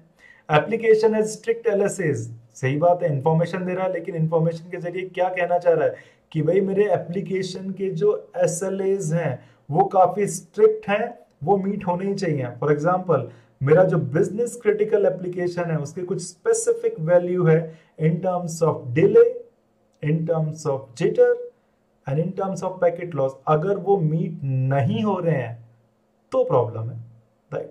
अगेन आप ये देख पा रहे होगे कि भी एप्लीकेशन अवेयर राउटिंग जो है वो कितनी प्रॉब्लम्स का सॉल्यूशन दे रहा है कस्टमर की। और हम बात कर रहे हैं यहाँ पर अगेन एप्लीकेशन अवेयर राउटिंग की। आगे बात करते हैं, poor cloud experience from branches. क्यों है? उसका रीजन है क्योंकि आपके सारे के सारे ट्रैफिक को पहले जाना पड़ता है डेटा सेंटर में। डेटा सेंटर में लगी हुई है फायरवॉल, वहां पर वो ट्रैफिक को देखा जाता है, उसको जांचा जाता है, परखा जाता है और फिर फॉरवर्ड किया जाता है। इट मींस दैट जो आपकी ट्रैफिक पाथ है वो हो गई है लंबी। आप जा रहे हो पहले डेटा सेंटर में और फिर वहां से मे बी यहाँ पर आपके एक्सप्रेस कनेक्टिविटी और कुछ भी हो, लेकिन आपको जाना तो पड़ रहा है डेटा सेंटर से, राइट। तो यहाँ पर भी हम बात कर रहे हैं कि क्या पॉसिबिलिटी है कि क्लाउड को डायरेक्टली एक्सेस कर लिया जाए, राइट। और शायद यहाँ पर हम क्लाउड ऑन रैम्प सॉल्यूशन की बात कर रहे हैं, जो कि अभी हमने नहीं पढ़ा है। वो हम पढ़ने वाले हैं अगली 3 सेशंस में, कभी भी पढ़ लेंगे। बट उससे पहले मेरी आपसे एक रिक्वेस्ट है कि प्लीज आप मेरे चैनल पर जाके वो मेरी सीरीज देखिए जिसमें मैंने क्लाउड को बिल्कुल स्क्रैच से समझाया हुआ है। अगर आपको नेटवर्किंग की ज्यादा समझ है भी नहीं, आपको VLANs आती है, राइट, आपको IP एड्रेसिंग आती है, that is more than enough to understand cloud networking, believe, right. अब ये बोल रहे हैं shifting DCs to cloud to colocation facilities का मतलब है कि भाई अब कस्टमर ने ये सोचना शुरू कर दिया है कि जो डेटा सेंटर है ये तो भाई पेन है, इसको मैनेज करने के लिए मेरे को स्टाफ भी चाहिए, रेंट भी चाहिए, पता नहीं कितनी सारी चीजें चाहिए। तो इन्होंने एक ऐसी फैसिलिटी ढूंढ ली है जहां पर वो आपको जगह देगी सारा का सारा सामान रखने के लिए, और यहीं पर आपको सारे के सारे connective. Okay, let me explain this to you कि कोलोकेशन फैसिलिटीज क्या होती हैं। मेरे को लग रहा है कि आपको आइडिया है, लेकिन कोई बात नहीं, फिर भी हम समझ लेते हैं। अभी के केस में क्या है कि मान लीजिए हमारे पास डेटा सेंटर है, ये रहा डेटा सेंटर, राइट। जनरली मैं क्या करता हूं, जनरली मैं इनको मूव करूंगा अपने क्लाउड में, राइट। मान के चाहिए कि भाई मेरे जो सर्वर्स हैं, मान के चलिए कि मैं सारे के सर्वर क्लाउड में मूव भी नहीं करना चाहता, और मैं ये भी चाहता हूं कि भाई ये जो डेटा सेंटर है ये रहे ही ना मेरे पास, राइट। अभी के केस में, डेटा सेंटर के केस में आपको प्रॉब्लम क्या आती है कि भाई इस डेटा सेंटर से क्लाउड कनेक्टिविटी भी होनी चाहिए, राइट। इस डेटा सेंटर से इंटरनेट कनेक्टिविटी भी होनी चाहिए, इस डेटा सेंटर से मेरी कनेक्टिविटी होनी चाहिए, क्लाउड हो गया, इंटरनेट हो गया, मे बी MPLS की भी कनेक्टिविटी होनी चाहिए, राइट। इस डेटा सेंटर से मेरी एक और कनेक्टिविटी होनी चाहिए अगर वो दूसरे डेटा सेंटर को कनेक्ट कर रही है, DCI, right. It means that आप सोच के देखो आपको कितने सर्विस प्रोवाइडर से बात करनी पड़ती है। अगर मैं क्लाउड की बात करूं तो AWS, Azure, राइट, और आप चाहते हैं इनसे फास्ट कनेक्टिविटी हो, तो आपको डायरेक्ट लिंक लगाना पड़ेगा AWS के अंदर और एज्योर के अंदर। इस डायरेक्ट लिंक को ही हम बोलते हैं गाइस एक्सप्रेस राउट। एक्सप्रेस राउट ये टर्म है एज्योर के टर्म्स में, और डायरेक्ट कनेक्ट टर्म है AWS की टर्म में, राइट। इसी डेटा सेंटर के अंदर आपको इंटरनेट सर्विस प्रोवाइडर की भी सर्विस लेनी पड़ेगी, राइट। एक सर्विस प्रोवाइडर हो गया आपका ये, एक सर्विस प्रोवाइडर हो गया आपका ये, फिर MPLS की सर्विस, राइट, फिर DCI की सर्विस प्रोवाइडर से बात करनी पड़ेगी। मे बी हो सकता है कि सारे एक ही हो, right. But try to understand, अगर क्लाउड आपको एक डायरेक्ट कनेक्टिविटी दे रहा है, आपको एक डायरेक्ट सर्किट दे रहा है सिर्फ आपके लिए, वो आपके लिए बहुत महंगा पड़ने वाला है। अच्छा देखिए, अब कोलोकेशन फैसिलिटीज कहां से पिक्चर में आई और क्यों इंपॉर्टेंट है। ये जो कोलोकेशन फैसिलिटी होती है ये एक्चुअल में अलग अलग कस्टमर के लिए होती है, राइट। मतलब अलग अलग कस्टमर आ सकते हैं और अलग अलग कस्टमर अपने डिवाइसेस यहां पे रख सकते हैं, right. For example sports India के लिए ये लोकेशन है, यहां पर स्पोर्ट्स इंडिया आएगा और अपने सर्वर्स रख लेगा।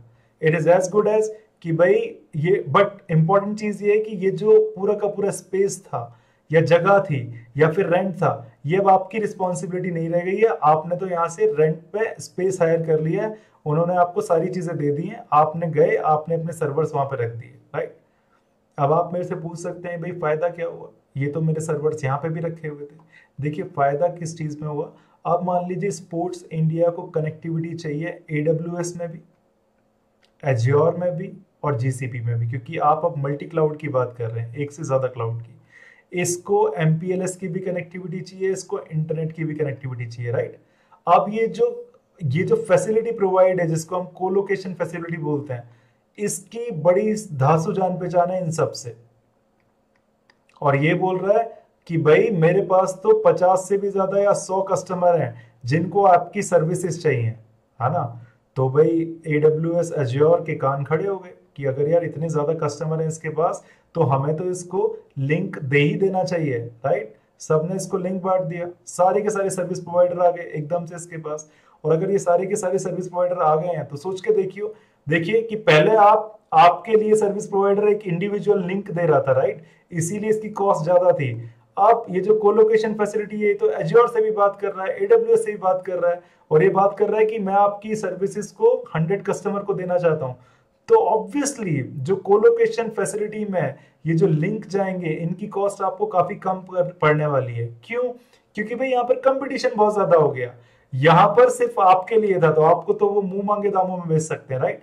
बट यहाँ पर इस कोलोकेशन फैसिलिटी के पास मे बी 100 कस्टमर हो, मे बी 5000 कस्टमर्स हो, ये इनसे नेगोशिएट कर सकता है कि जो भी आप मेरे को लिंक देने वाले हैं भैया आप दो, क्योंकि मेरे पास कस्टमर्स बहुत ज्यादा हैं, राइट।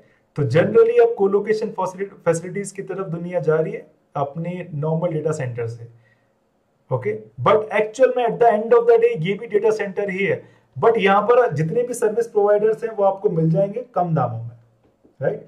और मजे की बात, आपको मैनेज करने की जरूरत नहीं है। ये जो लिंक्स जितने भी हैं आपको इनको मैनेज करने की जरूरत बिल्कुल भी नहीं है, क्योंकि ये तो कोलोकेशन की रिस्पॉन्सिबिलिटी है। क्योंकि at the end of the day colocation connect है। आपको अगर सर्विसेज चाहिए, कोलोकेशन आपके पूछेगा आपको क्या चाहिए, ये बोलेगा कि मेरे को कनेक्टिविटी चाहिए AWS में, मेरे को MPLS में चाहिए, तो ठीक है, ये बोलेगा ठीक है भाई मैं देता हूं आपको, बस इससे ये मैच कर देगा, right. That is it. But whole sole responsibility of managing all these circuits belongs to now co-location facility, and that is it. It is not your headache. आपको तो अगर कुछ नहीं चलेगा तो आपको इस कोलोकेशन को आके बोलना है कि भैया ये सारी चीजें काम नहीं कर रही, दैट इज इट।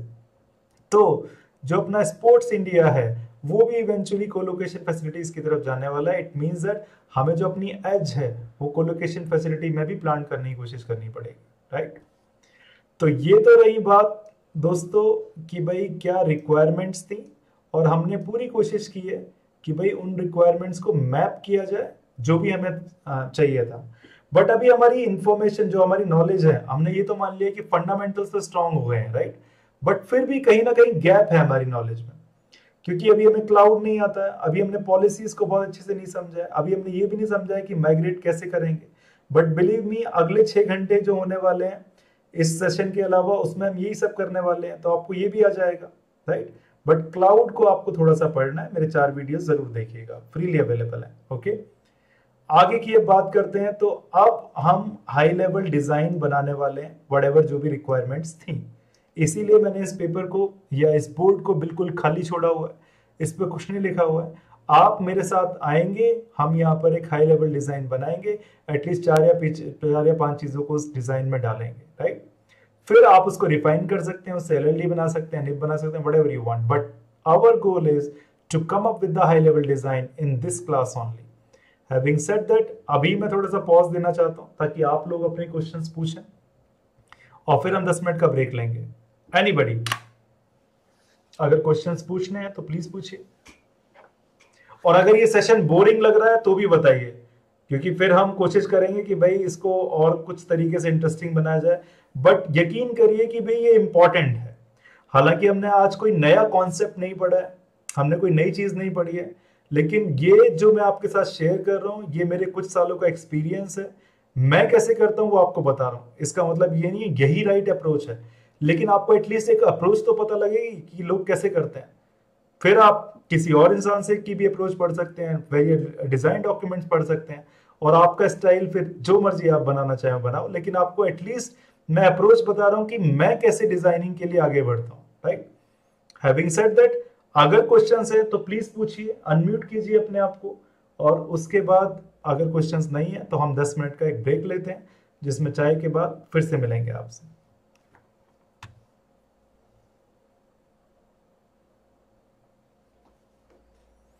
अरे भाई सब लोग सो गए हो क्या? एक ने भी अनम्यूट नहीं किया। हाँ जी, What is this co-location?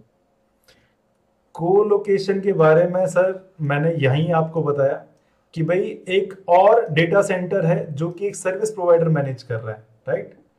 और वहां पर जाकर आप अपने डिवाइसेस को रख सकते हैं। आप ही बोल सकते हैं क्लाउड से डिफरेंट कैसे है? क्लाउड से डिफरेंट है क्योंकि it is as good as your personalised data centre, but वहां पर सारी कनेक्टिविटी आपको देगा कौन? ये कोलोकेशन सर्विस प्रोवाइडर, है ना। मैं ये वीडियो शेयर करूंगा, मैंने गुड अमाउंट ऑफ टाइम गुजारा है इस बोर्ड पर, आप उसको रिवाइंड करके देखेंगे और आपको समझ में आएगा।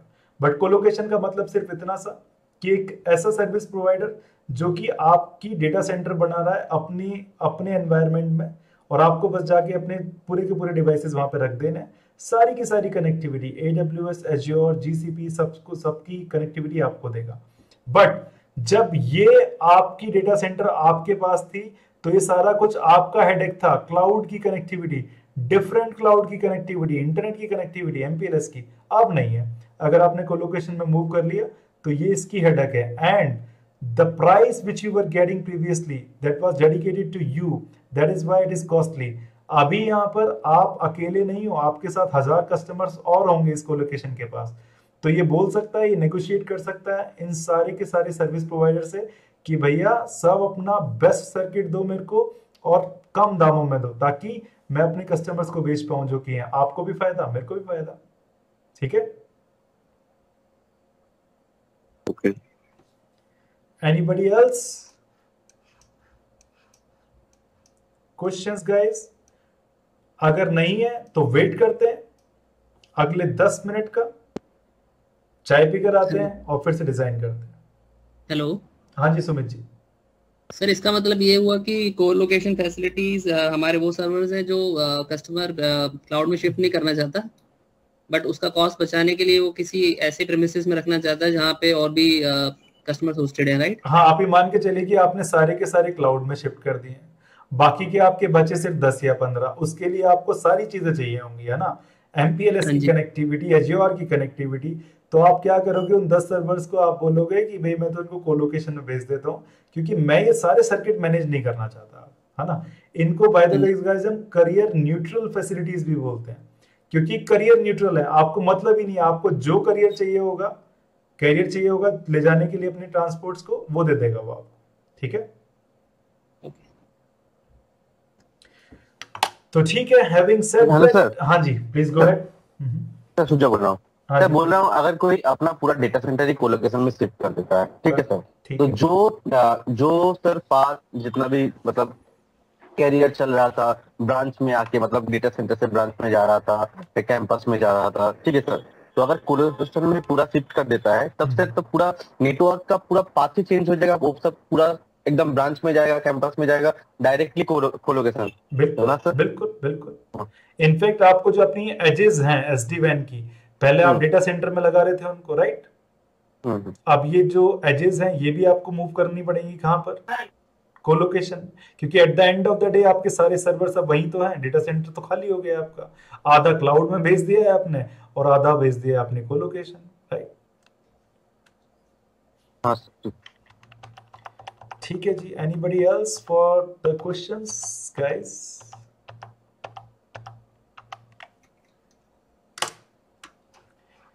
If no, let's take a break of at least 10 minutes. Here you go. ये तो 1 घंटा हो गया भाई। Okay. See you exactly after 10 minutes, guys. ये चल गई हमारी रिकॉर्डिंग। तो वेलकम बैक, और हम बात करते हैं कि अब अपना हाई लेवल डिजाइन डॉक्यूमेंट कैसे बनाएं या हाई लेवल डिजाइन कैसे बनाएं। टू बिगिन विद मैं क्या करने वाला हूं कि जो भी रिक्वायरमेंट्स हमारी थी, राइट, कस्टमर की, जो भी हमने पहले बोर्ड में समझी थी, वो मैं क्या करूंगा, एक डॉक्यूमेंट में लिखूंगा। ये रहा मेरा डॉक्यूमेंट, और इसमें मैं सारी की सारी वो रिक्वायरमेंट लिख दूंगा, राइट, जो भी अभी हमने डिस्कस किया था। अच्छा, ये जो डॉक्यूमेंट बनेगा मेरा, जब मैंने ये सारी की सारी रिक्वायरमेंट लिख दी है, इसको हम बोलते हैं customer requirement document, as simple as that, right. और ये जो होगा ये इनपुट होगा किसके लिए? ताकि मेरा एक और डॉक्यूमेंट बन जाए जो कि मैं 1 महीने बाद कस्टमर को जाकर दिखाने वाला हूं, और जो कि है मेरा high level design. High level design तब तक नहीं बन सकता जब तक आपको रिक्वायरमेंट क्लियर ना हो, जब तक आपने रिक्वायरमेंट पर ब्रेनस्टॉर्मिंग ना की हो, तब तक आपका ये हाई लेवल डिजाइन बन ही नहीं सकता है, राइट।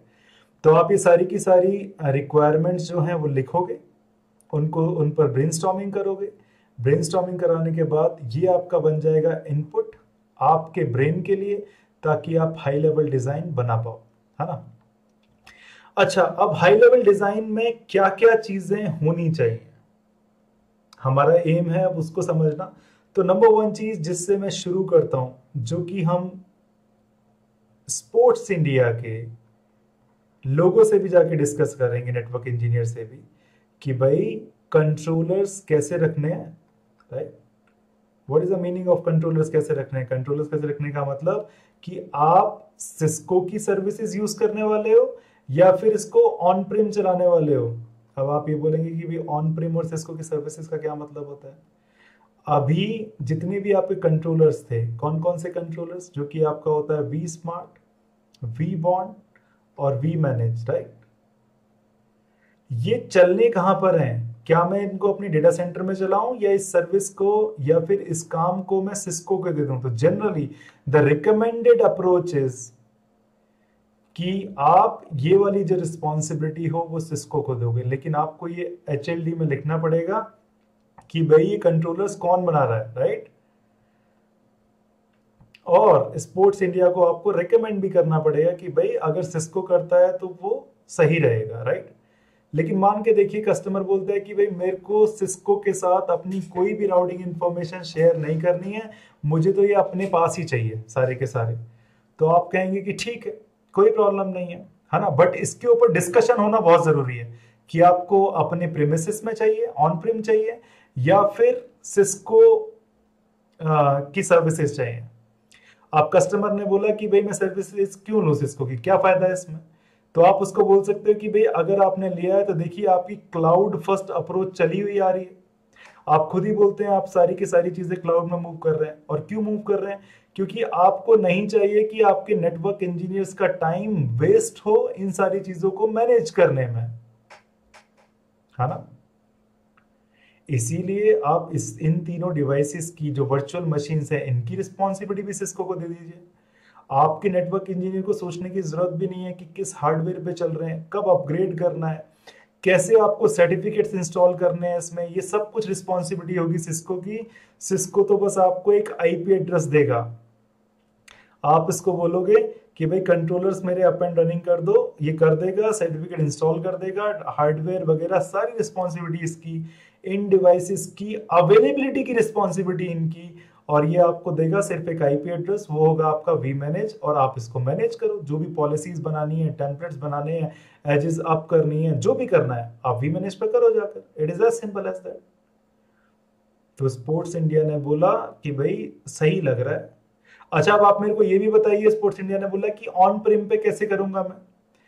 तो ऑन प्रिम में तो जितने भी लोग यहाँ पर बैठे हैं इस टाइम, 15 के 15 लोग, इन सभी को आता है, राइट, इन सभी को आता है कि ऑन प्रिम पर कैसे बनाना है, क्योंकि जो आपने अपनी लैब बनाई है वो it is as good as creating these controllers at your premises. For example, आप ये बोलने वाले हैं कि अगर इन सारे के सारे कंट्रोलर्स को आपको अपने यहाँ रखना है, तो जो आपका ये जो डेटा सेंटर है, राइट, जो कि आपका मुंबई में लोकेटेड है, हमें क्या करना पड़ेगा, हमें ये वी स्मार्ट, वी बॉन्ड और वी मैनेज की वहां पर वर्चुअल मशीन्स बनानी पड़ेंगी, और इनको जो भी अमाउंट चाहिए मेमोरी का, वो सब हमारी रिस्पॉन्सिबिलिटी होगी उनको देना, राइट। अब एक बार जब ये एजेस, नॉट एजेस, ये कंट्रोलर्स अप एंड रनिंग हो जाएंगे, तो ये हमारी ही रिस्पॉन्सिबिलिटी होगी कि हम इनके बीच का कम्युनिकेशन एस्टेब्लिश कराएं। आपने पूछा, कस्टमर ने पूछा कम्युनिकेशन एस्टेब्लिश कराने का क्या मतलब है, आप बोलोगे कि भाई इनके बीच में कंट्रोल कनेक्शन चलते हैं, इनके बीच में टीएलएस और डीटीएलएस टनल चलती हैं, हमें वो मेक श्योर करना पड़ेगा कि ये चलें, क्योंकि ये लोग आपस में सिक्योरली बात करते हैं, इसीलिए टीएलएस है, राइट। तो स्पोर्ट्स इंडिया ने आपको बोलना शुरू किया कि भाई ठीक है, just wait a minute guys, sports India ने आपको बोलना शुरू किया है कि भाई ठीक है, उसके लिए क्या करना पड़ेगा। तो आपने कहा कि एक सर्टिफिकेट अथॉरिटी बना लीजिए, उन्होंने बोला कि हमारे पास ऑलरेडी है, वही सर्टिफिकेट डाल देगा इसमें, रूट सर्टिफिकेट, और उसी से हम सीएसआर बना के सर्टिफिकेट रिक्वेस्ट भी जनरेट कर लेंगे। सीएसआर क्या होता है, सर्टिफिकेट साइनिंग रिक्वेस्ट, आप सभी लोगों को पता है ये, राइट। तो जो भी आप अपनी लैब में कर रहे हो, और वो लैब में बनवाने का मतलब सिर्फ इतना सही था, देखिए आपको जितनी भी लैब मार्केट में मिलेंगी वो सब आपको ये सब कुछ करके देंगी, बट बिलीव मी, अगर आप ये सब कुछ खुद करते हैं तो आपका जो कॉन्फिडेंस लेवल होगा वो अलग ही तरीके का होगा। आपको मतलब ही नहीं है कि, देखिए जनरली अगर किसी को ऑन प्रिम डिप्लॉयमेंट नहीं आता, वो कस्टमर के पीछे ही पड़ जाएगा कि यार सिस्को को ही लो, सिस्को की रिस्पॉन्सिबिलिटी है ये सब, ठीक है। मान के देखिए आपको एक फाइनेंशियल कस्टमर ऐसा टकरा गया, या फिर मिलिट्री का कोई कस्टमर है, डिफेंस का कोई कस्टमर है, जिसको भेजनी ही नहीं है अपनी इंफॉर्मेशन बाहर, और एसडी वैन भी चलाना है, तो भाई सीधी सी बात है, फिर तो आप ये बोलने वाले हो उसको जाकर कि ठीक है ऑन प्रिम चला लो, लेकिन अगर आपको नहीं चलाना आता होगा तो दिक्कत है। बट अब तो आप श्योर हो, आपको सर्टिफिकेट्स भी आता है, आपको टीएलएस डीटीएलएस कनेक्टिविटी भी आती है, कोई प्रॉब्लम वाली बात ही नहीं है। और अगर ऐसा है तो भाई आप ऑन प्रिम डिप्लॉयमेंट भी सजेस्ट कर सकते हो कस्टमर को, राइट। बट स्पोर्ट्स इंडिया ने पूछा कि भाई फायदा किस में, आप ये मेरे को बताओ। तो आपने उसको बोला कि जैसा कि आपकी क्लाउड फर्स्ट अप्रोच है सर, तो आप तो सिस्को के क्लाउड में ही करवा लो, आप सिस्को के लोगों को दे दो, थोड़ा पैसा तो खर्च होगा बट आप निश्चिंत हो जाओगे कि भाई कहाँ पे क्या करना है, we smart, we bond, we manage, सबकी रिस्पॉन्सिबिलिटी सिस्को लेगा। तो आपने कहा ठीक है भाई, आप एक बेहतरीन आर्किटेक्ट हैं, आप एक बेहतरीन डेवलपर हैं जो कि मेरा डिज़ाइन डेवलप कर रहे हैं, तो मैं आपकी बात मान लेता हूँ। मैंने सिस्को को दे दिया, और जैसे ही इसने सिस्को को दे दिया तो आपने HLD के अंदर सबसे पहले कंट्रोलर डिप्लॉयमेंट मॉडल लिख दिया, राइट। HLD में बाय द वे आप SD-WAN के बारे में इंफॉर्मेशन भी देते हो कि क्या है, तो ओवरऑल मोटा मोटा आप इनके बारे में लिखोगे भी ये सारी चीजें, राइट।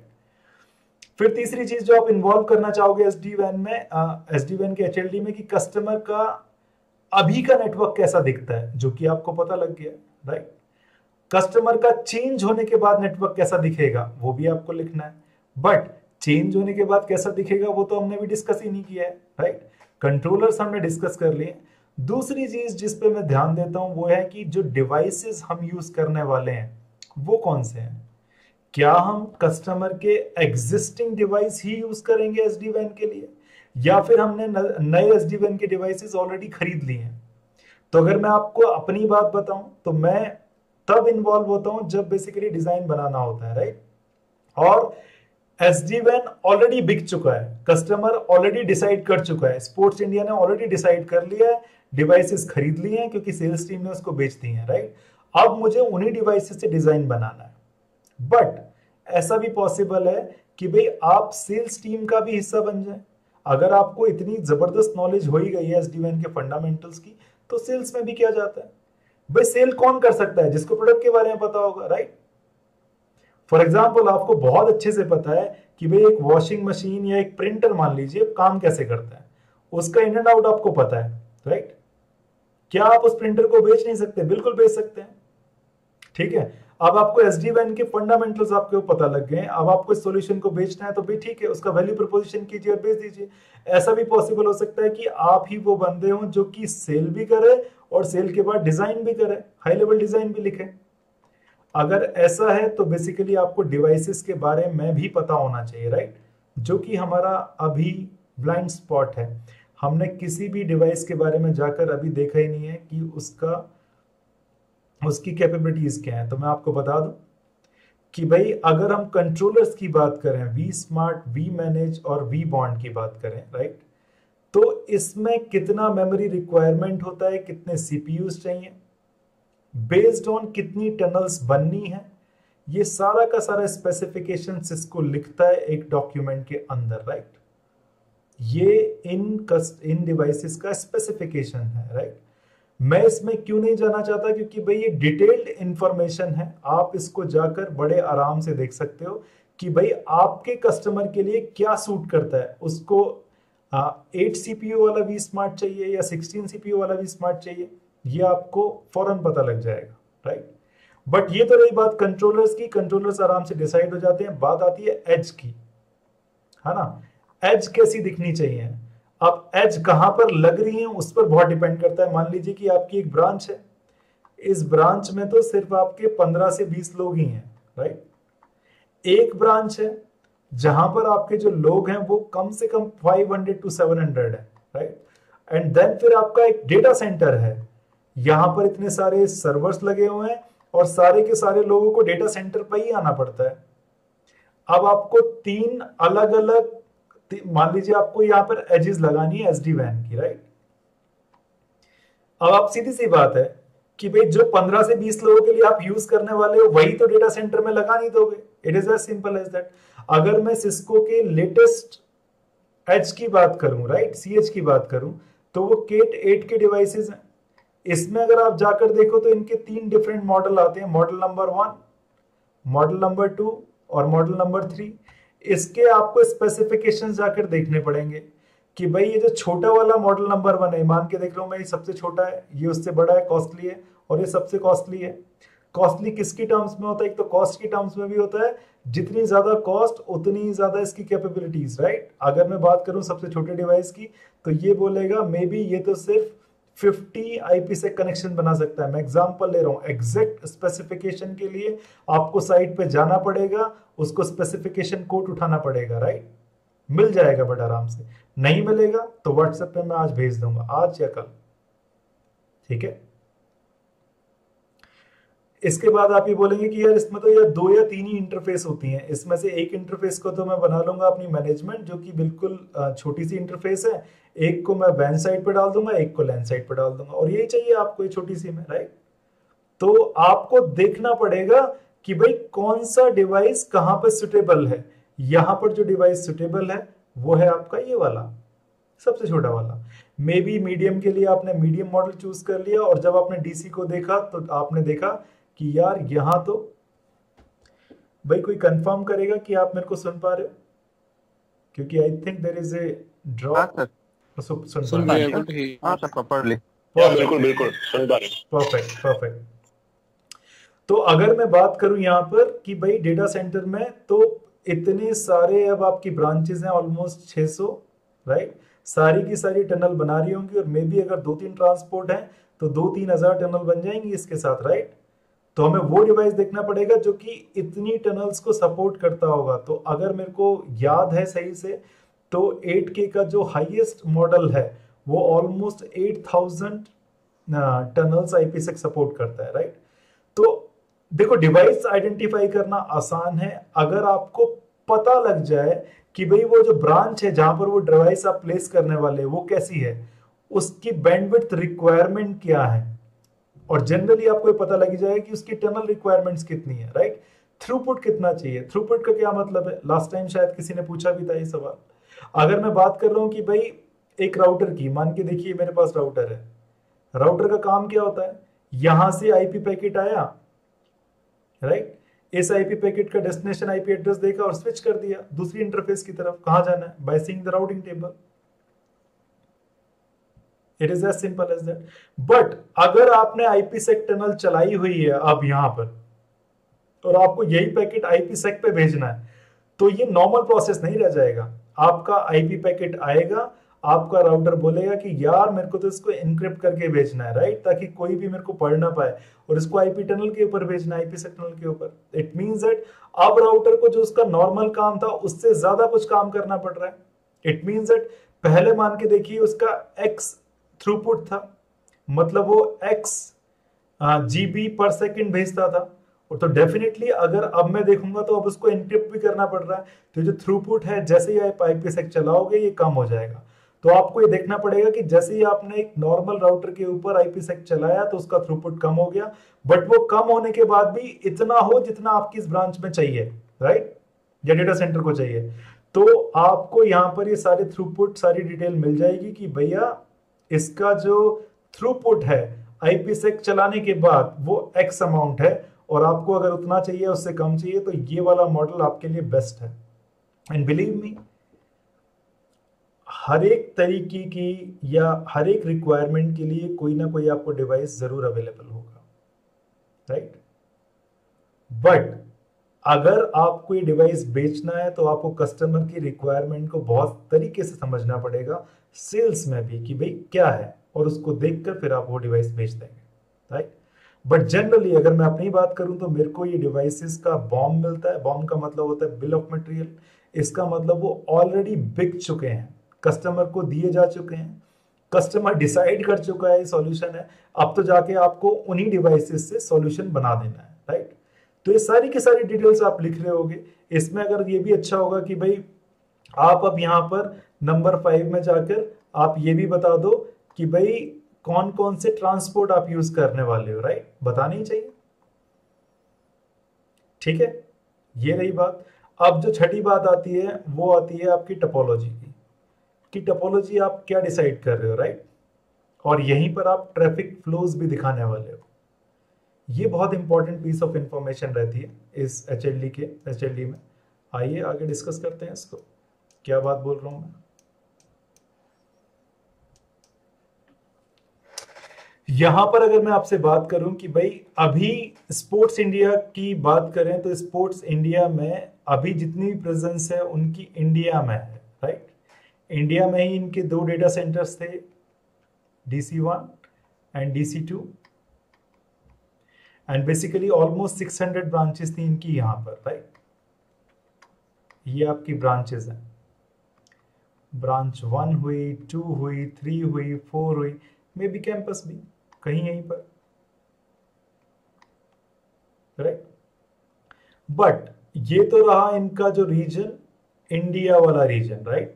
बट मिस्टर आशीष चड्डा जी ने विजन के हिसाब से वो बोल रहे थे कि भाई बहुत जल्दी मैं ईमिया में भी आने वाला हूँ, यूरोपियन रीजन में भी आने वाला हूँ, राइट। वहां भी कुछ मेरा ऐसा ही नेटवर्क रहने वाला है। मान के देखिए कि यहां पर तो इनकी 600 ब्रांचेस हैं, यहां पर हो गई इनकी 100 ब्रांचेस, मान के देखिए, राइट। यहां पर भी मानकर देखिए फिर से ये डेटा सेंटर चलाना चाहेंगे। मैं बस ये बोल रहा हूं कि आपको थोड़ा सा फ्यूचर भी अगर आप कंसिडर कर लेते हो डिजाइन बनाते हुए तो भाई कोई बुरी बात नहीं, अच्छी बात है ना। ये हो गया आपका रीजन नंबर 1 इंडिया रीजन से, ये हो गया आपका रीजन नंबर 2। अब ये आपकी चॉइस पे डिपेंड करता है, या आप ये सजेस्ट कर सकते हो कि सर अगर मैं रीजन नंबर 1 की बात करूं तो मैं क्या करूंगा कि रीजन के सारे लोग आपस में फुल मैश कनेक्टिविटी हो। आप कह सकते हैं, कोई प्रॉब्लम वाली बात ही नहीं है। ये जो कनेक्टिविटी है फुल मैच है। तो आप बोल रहे होगे, आप सोच रहे होगे सर तो आपने क्या डिजाइन किया? कुछ डिजाइन नहीं किया, फुल मैश तो बाय डिफॉल्ट चलता है। बिल्कुल ठीक है, कह लो, आप इस बात को कह सकते हो। सिमिलरली आप ये बोलोगे कि भाई ये जो आपका जो ईमिया रीजन है ना, ईमिया रीजन की जो ब्रांचेस हैं वो भी आपस में फुल मैश कनेक्टेड हैं, डेटा सेंटर और ये सब आपस में फुल मैश कनेक्टेड। आप अभी भी मेरे को बोलोगे सर आपने कुछ नहीं किया, ये तो फुल मैश ऑलरेडी होता है। बिल्कुल ठीक है, होता है। बट आप एक डिजाइन के दौरान आप अब ये बोलने वाले हो कि भाई आपस में ये जो ब्रांचेस हैं, मींस एक रीजन की ब्रांच, जो कि मान लो कि ये कैंपस यहां पर था और ये जो ब्रांच थी, अगर ये पार्ट है डिफरेंट रीजन्स का तो इनके बीच में आईपीसेक टनल नहीं बननी चाहिए, राइट? क्योंकि मैं नहीं चाहता कि मेरे एक रीजन की टनल दूसरे रीजन के साथ बने। तो आप ये बोलोगे कि यार अगर ऐसा है तो क्या करना चाहिए हमको? तो आप ये बोलोगे, आपने एक ट्रैफिक पाथ डिफाइन कर दी कि भाई अगर इन रीजन के अंदर या इंट्रा रीजन कम्युनिकेशन हो रहा है तो ब्रांच 1 और ब्रांच 2 आपस में ऐसे रीच कर सकती हैं। अगर डीसी से रीच करना है तो भी डायरेक्टली कर लेंगी, राइट? कैंपस को किसी ब्रांच से बात करनी है तो भी कर लेगा, डीसी को किसी ब्रांच से बात करनी है तो भी कर लेगा, क्योंकि इन सब की तो आपस में रीचेबिलिटी ऑलरेडी है। बट आप चाहते हैं कि भाई, अगर आप सोच के देखो कि भाई कितनी ज्यादा टनल्स बन जाएंगी अगर आप रीजन्स के बीच में भी टनल्स बनाना शुरू कर दोगे, राइट? तो ये तो हो गई प्रॉब्लम। तो इसके लिए आपने एक सॉल्यूशन दिया कि अगर लोग आपस में बात कर रहे हैं, राइट? मैं ब्लू कलर से शो करना चाहूंगा कि अगर एक ब्रांच रीजन 1 में है और वो दूसरी ब्रांच जो कि रीजन 2 में है या ईमिया में है उससे बात करना चाहती, तो सबसे पहले वो अपने रीजनल डेटा सेंटर की तरफ जाएगी। अब आप ये बोलेंगे कि भाई रीजनल डेटा सेंटर क्या होती है ना? अगर मैं बात करूं एक रीजन की तो ये रहा मेरा रीजन, इसके अंदर डेटा सेंटर की तो ये रहा मेरा डेटा सेंटर। इसी को हम इस रीजन की डेटा सेंटर या रीजनल डेटा सेंटर बोल सकते हैं। It is as simple as that. तो मैंने क्या कहा, अगर इस कैंपस को ब्रांच ईमिया से बात करनी है तो सबसे पहले वो अपनी रीजनल डेटा सेंटर में जाएगी, राइट?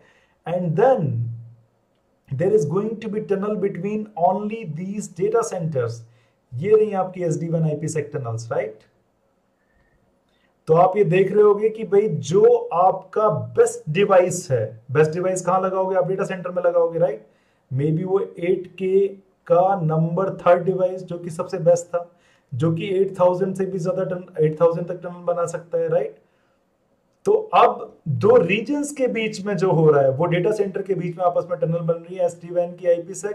तो क्या हो रहा होगा आपका कि भाई पहले ट्रैफिक पहुंचा इस कैंपस से डेटा सेंटर की तरफ, डेटा सेंटर के ऊपर गया इस SD-WAN में जो कि आपके दो रीजन्स के बीच में चल रही है, राइट? एंड देन हम कह सकते हैं कि वो यहां पर पहुंचा।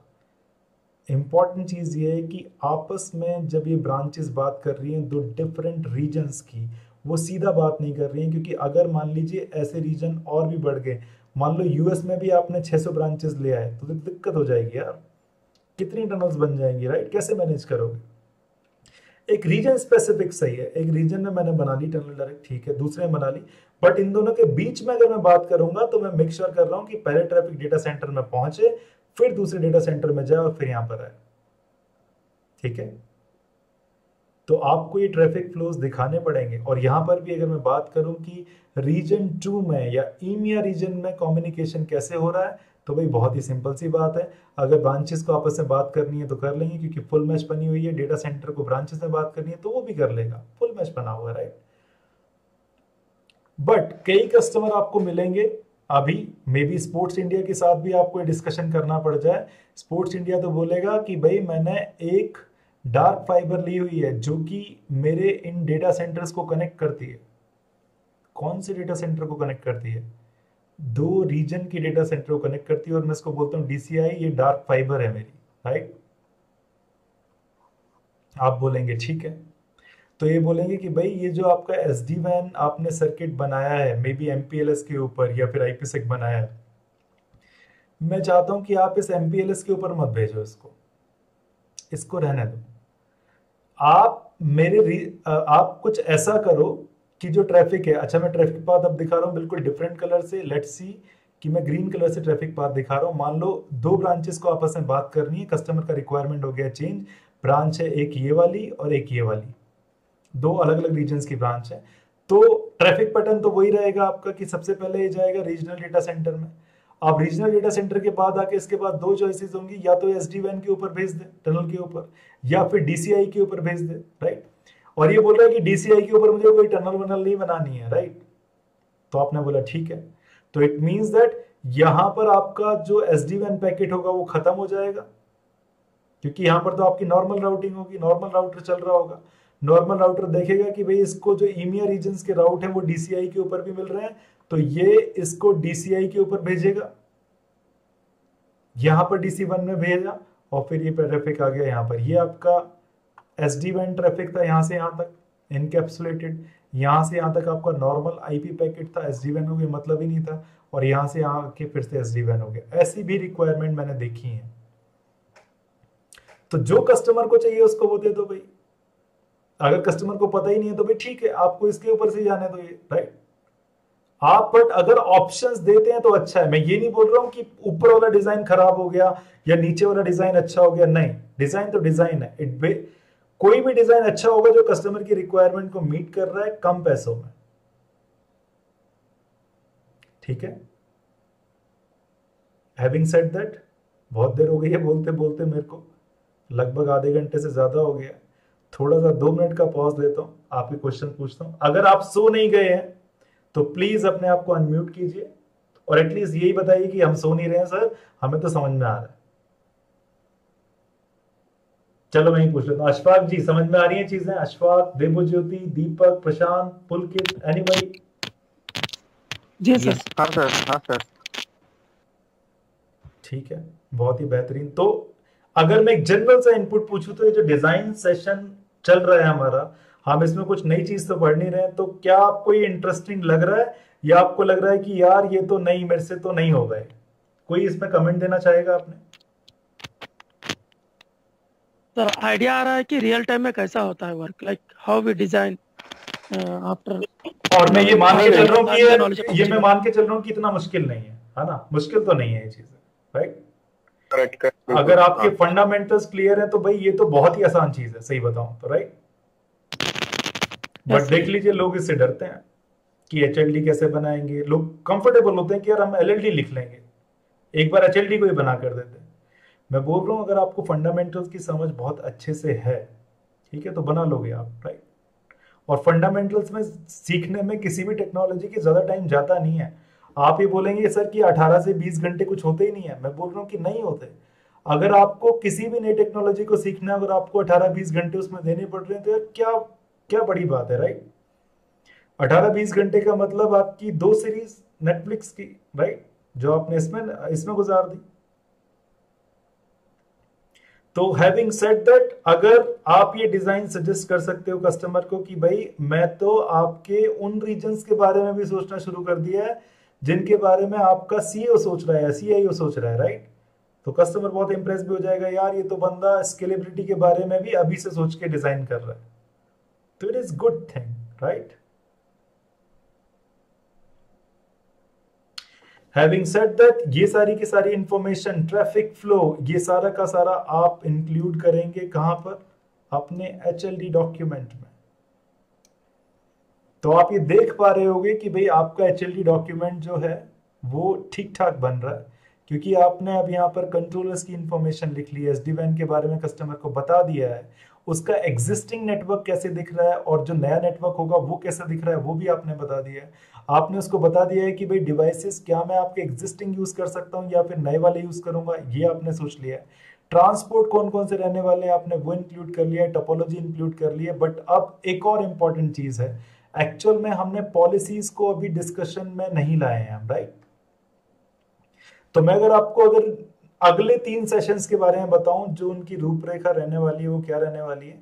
एक सेशन में हम टोटली माइग्रेशन कवर करेंगे, 2 hours dedicated to migration, right. दूसरे सेशन में हम पॉलिसीज को डिस्कस करेंगे और पॉलिसीज को बिल्कुल अंदर घुस के पढ़ेंगे, राइट। और मैं जैसा कि मैंने बोला था कि पॉलिसीज हमारे डिजाइन का पार्ट रहने वाली हैं, और मैं आपको 7th सेक्शन में लिखना सिखा रहा हूं कि भाई अगर मेरे को अपनी तरफ से ट्रैफिक इंजीनियरिंग करनी है तो मैं कैसे करूंगा, राइट। और बाय द वे जब आप ये टोपोलॉजी दिखाओगे ना, यहाँ पर बनाओगे, तो शायद आप थोड़ा सा ये भी बताओगे कि हम एप्लीकेशन अवेयर राउटिंग कैसे करने वाले हैं। यहाँ पर whatever the information you can give at the high level you should include in the HLD। और मैं आप लास्ट के 3 सेशंस की बात कर रहा था, तो एक हो गया टोटली डेडिकेटेड माइग्रेशन पर, एक हो गया टोटली डेडिकेटेड पॉलिसीज पर, और लास्ट सेशन जो होगा उसमें हम सिर्फ क्लाउड के बारे में पढ़ेंगे। इसीलिए मैं बोल रहा हूँ अभी 6 घंटे का कोर्स और बचा हुआ है। आप प्लीज कोशिश कीजिए कि क्लाउड नेटवर्किंग फ्रॉम स्क्रैच मेरी सीरीज देख लो, वरना ये वाला सेशन थोड़ा ऊपर से जाने वाला है आपको। हालांकि मेरी पूरी कोशिश रहती है तो पहले बेसिक्स बताए जाएं, बट 5 घंटे के बेसिक्स बताना पहले is not possible. So please spend some time in the cloud networking from scratch before this session, जो कि अभी 1 या 2 वीक बाद आपका होगा, ठीक है।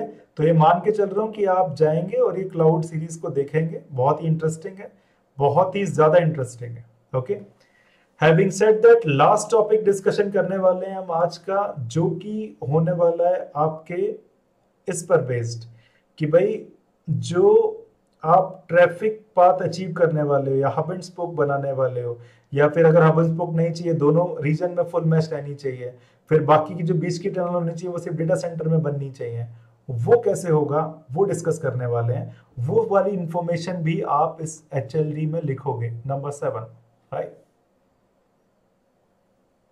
तो अब हम थोड़ी सी बात कर रहे हैं कि रिक्वायरमेंट मीट कैसे करेंगे, और उसमें हमने टोपोलॉजी तो बता दी थी, टोपोलॉजी के बाद ट्रैफिक फ्लो भी बता दिया था। हम हल्का हल्का हिंट दे रहे होंगे अब यहाँ पर कि भाई ये जो है ये कैसे अचीव करेंगे, राइट।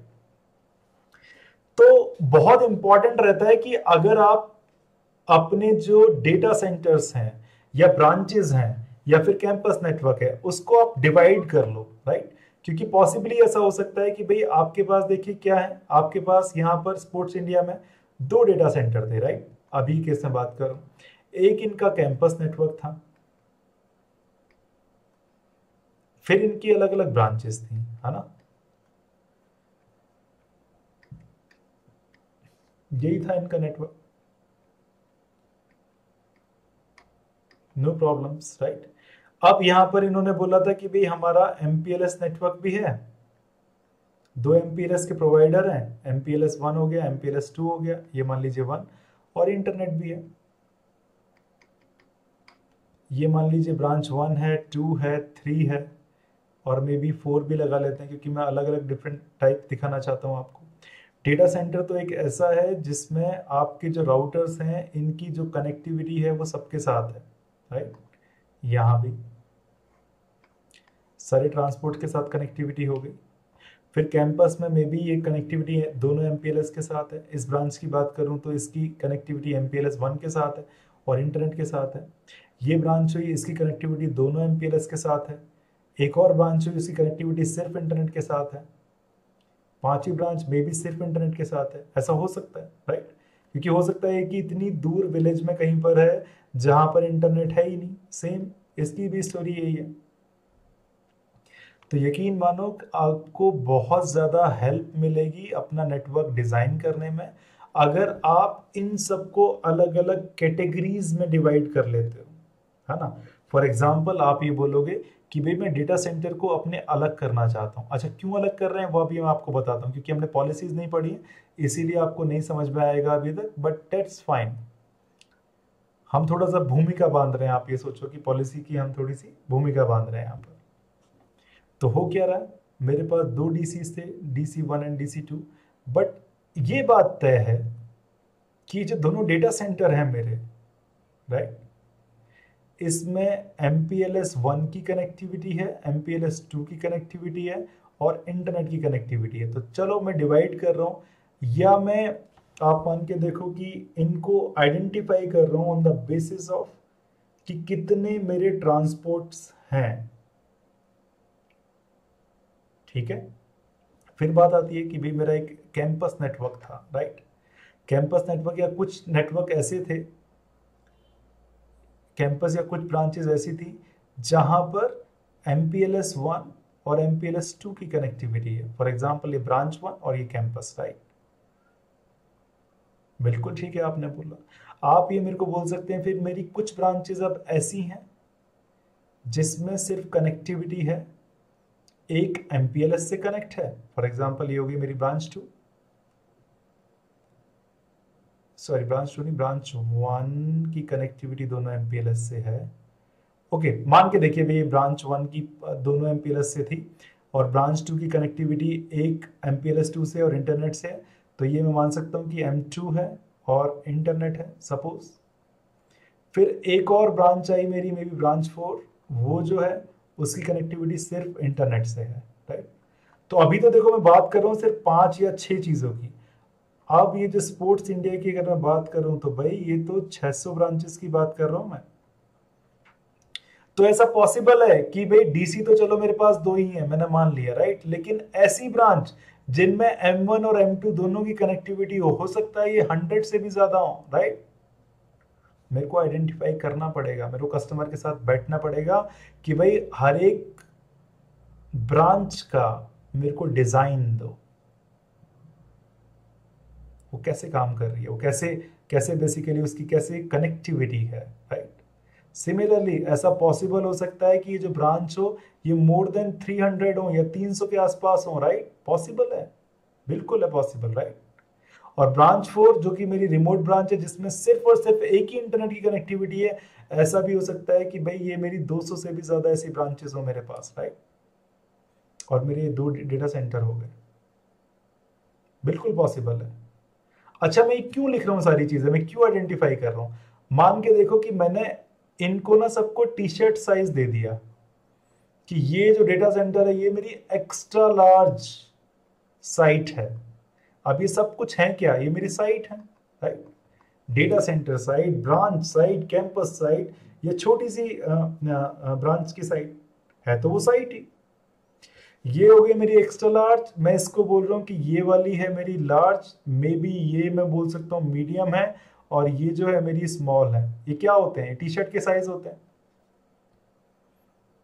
मैंने इसीलिए इन सारी की सारी ब्रांचेस को आइडेंटिफाई कर लिया या अलग अलग भागों में बांट दिया कि भाई मेरे जो डेटा सेंटर्स आते हैं वो मेरी एक्स्ट्रा लार्ज कैटेगरी में आते हैं, कैटेगराइज कर दिया मैंने, राइट। जो मेरी ब्रांचेस हैं वो अलग कैटेगरी में आती हैं, राइट। फिर मेरी वो ब्रांचेस जिससे MPLS और इंटरनेट कनेक्ट है वो अलग कैटेगरी में है, और जो ब्रांच सिर्फ जो इंटरनेट कनेक्ट है वो अलग कैटेगरी में है। ये मेरे को बैठना पड़ेगा। अच्छा, मैं HLD में ये सब कुछ नहीं बता रहा हूँ कि कौन कौन सी ब्रांचेस है, नहीं, मैं तो बस ये अपनी अप्रोच बता रहा हूँ HLD में कि भाई मैंने आपके जितनी भी ब्रांचेस हैं उनको अलग अलग टी-शर्ट साइज में बांट दिया है। अच्छा, अब कस्टमर पूछेगा HLD पढ़ते हुए ऐसा क्यों कर रहे हो आप, राइट। तो आपको बताओगे कि भाई अब मैं क्या करूंगा, इनको ना नंबर दे दूंगा, इनको मैं साइट ID बोल दूंगा। और आपको पता होगा साइट ID तो कॉन्सेप्ट है किसका, SD-WAN का, जिसमें मैंने क्या किया था, डेटा सेंटर को एक साइट ID दिया था जो कि 1000 है। अपनी जो ब्रांचेस है, लैब में भी हमने यही किया हुआ है, जो ब्रांचेस है उसको दिया है मैंने 100, इसको दे दिया मैंने 200। क्यों दिया है, आइए देखते हैं आप। तो मैं बोलूंगा कि जो मेरी डेटा सेंटर है वो, अगर मैं बोल रहा हूं 1 से लेके 100 नंबर तक, और अगर कोई मैं बोल रहा हूं कि मैं अपनी 50, मैं साइट ID 50 की बात कर रहा हूं, तो किसी को देख के समझ में आ जाना चाहिए कि जो विष्णु बात कर रहा है वो तो डेटा सेंटर की बात कर रहा है, क्योंकि साइट ID जो 50 है वो 1 से लेके 100 के बीच में आता है, ठीक है। इसी तरह से मैंने क्या किया कि 101 से लेकर 500 तक या 500 तक जो साइट ID या जो नंबर मैंने दिया है वो मेरी उन ब्रांचेस के लिए है जहां पर दोनों कनेक्टिविटी है, दोनों MPLS की कनेक्टिविटी है। तो अगर अब मैं बात करूंगा 250th साइट की, तो आप फौरन समझ जाओगे यार विष्णु तो उस वाली ब्रांच की बात कर रहा है जिसमें दोनों MPLS कनेक्टेड हैं। As simple as that. तीसरी चीज मैं ये बोल सकता हूं कि भाई अगले मैंने 500 से जो नंबरिंग की हुई है 1000 तक, राइट, 501 से, तो ये ऐसी ब्रांचेस है मेरी जहां पर MPLS है और इंटरनेट है। इसका मतलब क्या हो गया, अगर मैं बात करूं 720th ब्रांच की,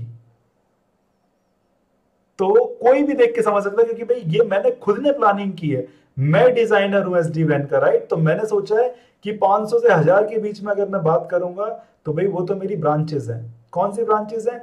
जिनमें एक MPLS कनेक्ट है और एक इंटरनेट कनेक्ट है, और MPLS भी जो कनेक्ट है वो सेकंड वाला कनेक्ट है। मे बी सेकंड वाला MPLS आपका एयरटेल हो सकता है या AT&T हो सकता है, राइट। एट लास्ट मैं बोलने वाला हूं कि जो एक 1001 से लेके 1500 तक जो मेरी ब्रांचेस हैं वो वाली ब्रांचेस है जिसपे सिर्फ एक ही इंटरनेट कनेक्ट है, right. As simple as that.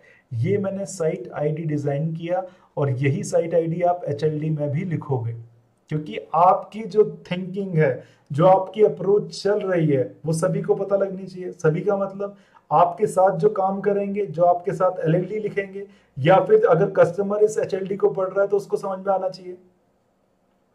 अब कस्टमर बोलेगा ठीक है, HLD पढ़ते हुए आपने बहुत बढ़िया डिजाइन कर लिया साइट आईडी को, बट अब बता तो दो क्यों किया इसको। तो आप बोलोगे सर कि जितनी भी राउटिंग इंफॉर्मेशन है, क्योंकि मैं कोई भी टोपोलॉजी बना सकता हूं कैसी भी, on the basis of just virtual routes, on the basis of just T-locks। अगर मैं T-locks को कंट्रोल कर लूंगा तो मैं कंट्रोल कर सकता हूं किसको? IP सेक्टनल्स को। अगर मैं वर्चुअल राउट को कंट्रोल कर लूंगा तो मतलब कि भाई मैं को कहां पर क्या राउट भेजना है उसको कंट्रोल कर सकता हूं। It is as simple as that, ठीक है। और ये कंट्रोल करते कैसे हैं? मैंने आपको बताया था कि हम नेक्स्ट हॉप भी चेंज कर सकते हैं। मैं मिस्टर वी स्मार्ट को जाके समझा सकता हूं कि इतने राउट्स भेजो, इतने राउट्स मत भेजो, राइट। बट वी स्मार्ट को पता कैसे चलता है कि भाई मैं किसको राउट भेजूं या किसको ना भेजूं? तो आगे की बात करते हैं। उसमें आपको हल्का हल्का सा ये इंफॉर्मेशन देनी है कि भाई मैंने ये साइट आईडी ऐसे लिख तो ली है, लेकिन लिखी क्यों है? क्योंकि मैं चाहता हूं कि भाई अब मेरे पास क्या है, मेरे पास वी स्मार्ट है, राइट। इस वी स्मार्ट में क्या होता है, जितनी भी मेरी एजेस हैं, राइट, सारी की सारी इसके साथ कंट्रोल कनेक्शंस बनाती हैं। कंट्रोल कनेक्शंस बनाने के बाद क्या करती हैं? OMP चलाती हैं, राइट।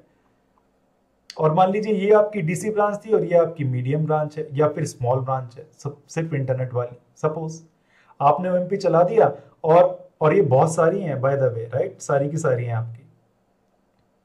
तो वी स्मार्ट क्या करेगा? सारे के सारे राउट्स लर्न करने शुरू कर देगा। यहाँ पर कोई प्रॉब्लम वाली बात ही नहीं है, यहाँ पर सारे के सारे राउट्स आ जाएंगे और ये T-locks मिल जाएगा जहां जहां से भी इसको आ रहा है, may be T1 may be T2 जो भी है, राइट। अब पॉलिसीज कैसे लगाने वाले हो? तो आप वी स्मार्ट को ये तो नहीं बोल सकते कि भाई डेटा सेंटर से आने वाले राउट का नेक्स्ट हॉप चेंज कर दे। आपको उसको बताना तो पड़ेगा डेटा सेंटर है क्या।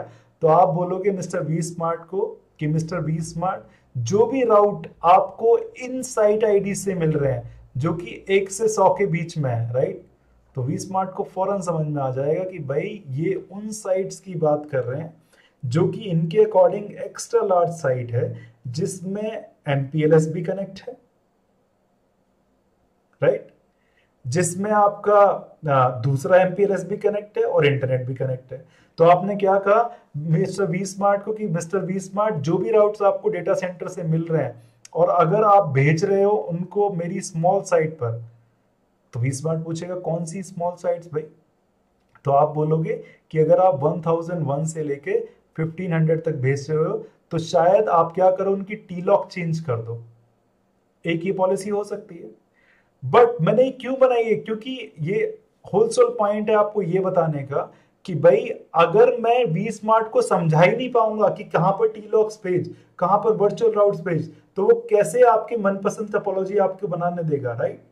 क्योंकि अगर अभी मैंने एक डिजाइन आपसे बोला था कि भाई आपका ये इंडिया रीजन हो गया और ये आपका EMEA रीजन हो गया, आप चाहते हैं कि EMEA रीजन और इसके बीच की जितनी भी ब्रांचेस हैं उनमें आपस में IP सेक्टरनल नहीं बननी चाहिए, आप यही चाहते थे, राइट। तो आपको ये कंट्रोल करना पड़ेगा। आप ये बोलोगे कि अगर बिटवीन रीजन्स की बात कर रहा हूं तो वो सिर्फ डेटा सेंटर में बनना चाहिए। आप ये तो बोल नहीं सकते हो कि बिटवीन रीजन्स क्या है। आपको वी स्मार्ट को समझाना पड़ेगा कि भाई इस रीजन में जो है मे बी आप एक एक्स्ट्रा नंबर ऐड कर सकते हो इसके आगे 2, सो 21 से लेके 2100 तक मे बी ये सारी इंडिया की ब्रांचेस है आपकी, राइट, जो एक्सेल है। और मे बी आप 3.1 से 3100 तक बोल सकते हो कि ये सारी की सारी आपकी जो है ये आपकी EMEA की हैं, और इनके बीच में अगर पेयरिंग करनी है तो आप बोल सकते हो सिर्फ डेटा सेंटर साइट में ही हो। That is it.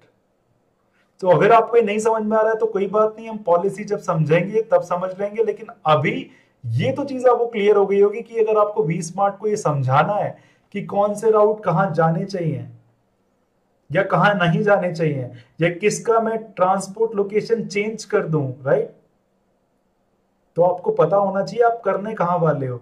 और करने कहां वाले हो का मतलब है आपको अपनी साइट्स को आइडेंटिफाई करना पड़ेगा साइट आईडी से, और इस साइट आईडी को लॉजिकली डिजाइन भी करना पड़ेगा, राइट।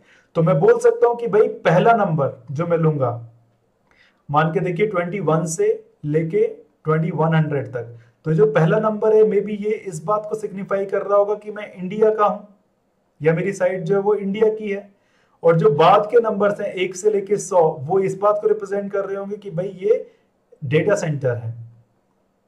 तो site ID thing is going to be very very important for you guys, क्योंकि आपकी जितनी भी पॉलिसीज बनने वाली हैं वो इसी के ऊपर बनने वाली है ना। तो अगर ये इतनी इंपॉर्टेंट चीज है और आप इसको डिजाइन कर रहे हो तो भाई लिखो इसको। कहां पर लिखो? आप इनको लिखोगे HLD में। It is as simple as that. तो जो आपका HLD बन रहा है वो ठीक ठाक बन रहा है। अब हमने 8वीं चीज भी लिख ली है इसमें कि भाई आपको अपनी ये जो साइट नंबरिंग है ये बतानी है, राइट, और किस तरह से लॉजिकली डिफाइंड है वो सब आप कुछ लिख देंगे यहाँ पर, राइट।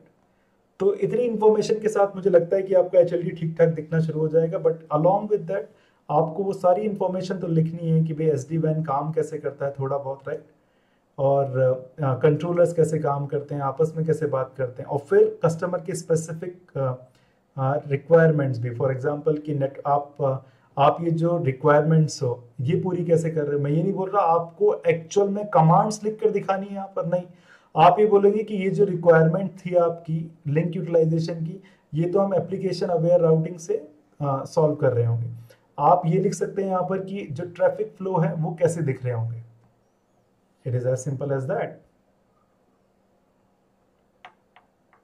हैविंग सेड दैट, मुझे इस क्लास में आपको इतना ही बताना था।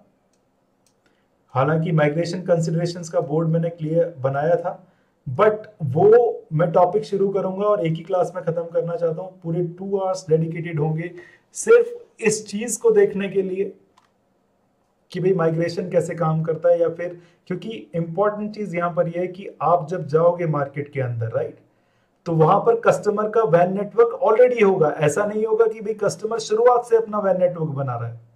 तो इसका मतलब आपको पहले से ही कुछ चीजें वहां पर मिलेंगी। इस तरह के डिप्लॉयमेंट को हम बोलते हैं कि वो ब्राउन फील्ड डिप्लॉयमेंट है। मतलब आपको सब कुछ वहां पर मिल रहा है, आपको तो जाके उसको अपग्रेड करना है, ठीक है, लेगेसी से इसमें।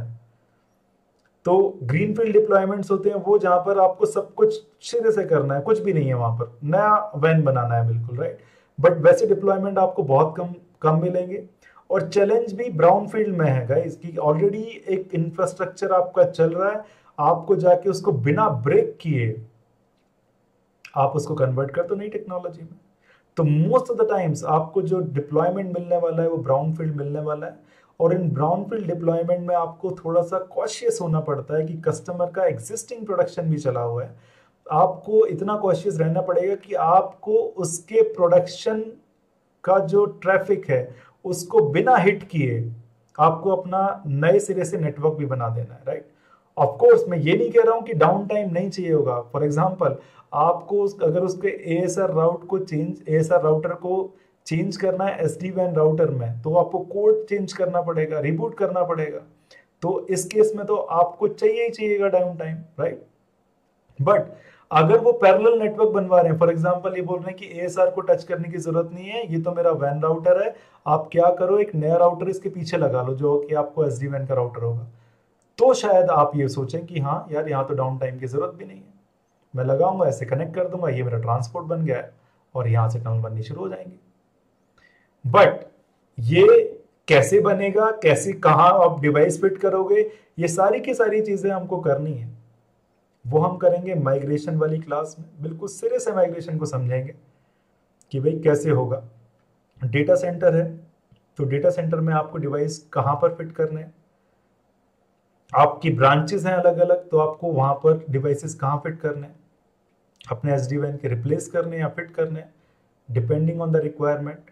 बट आपको जो करंट ट्रैफिक चला हुआ है वो तो डिस्टर्ब नहीं करना है। ये तो नॉर्मल सी बात है।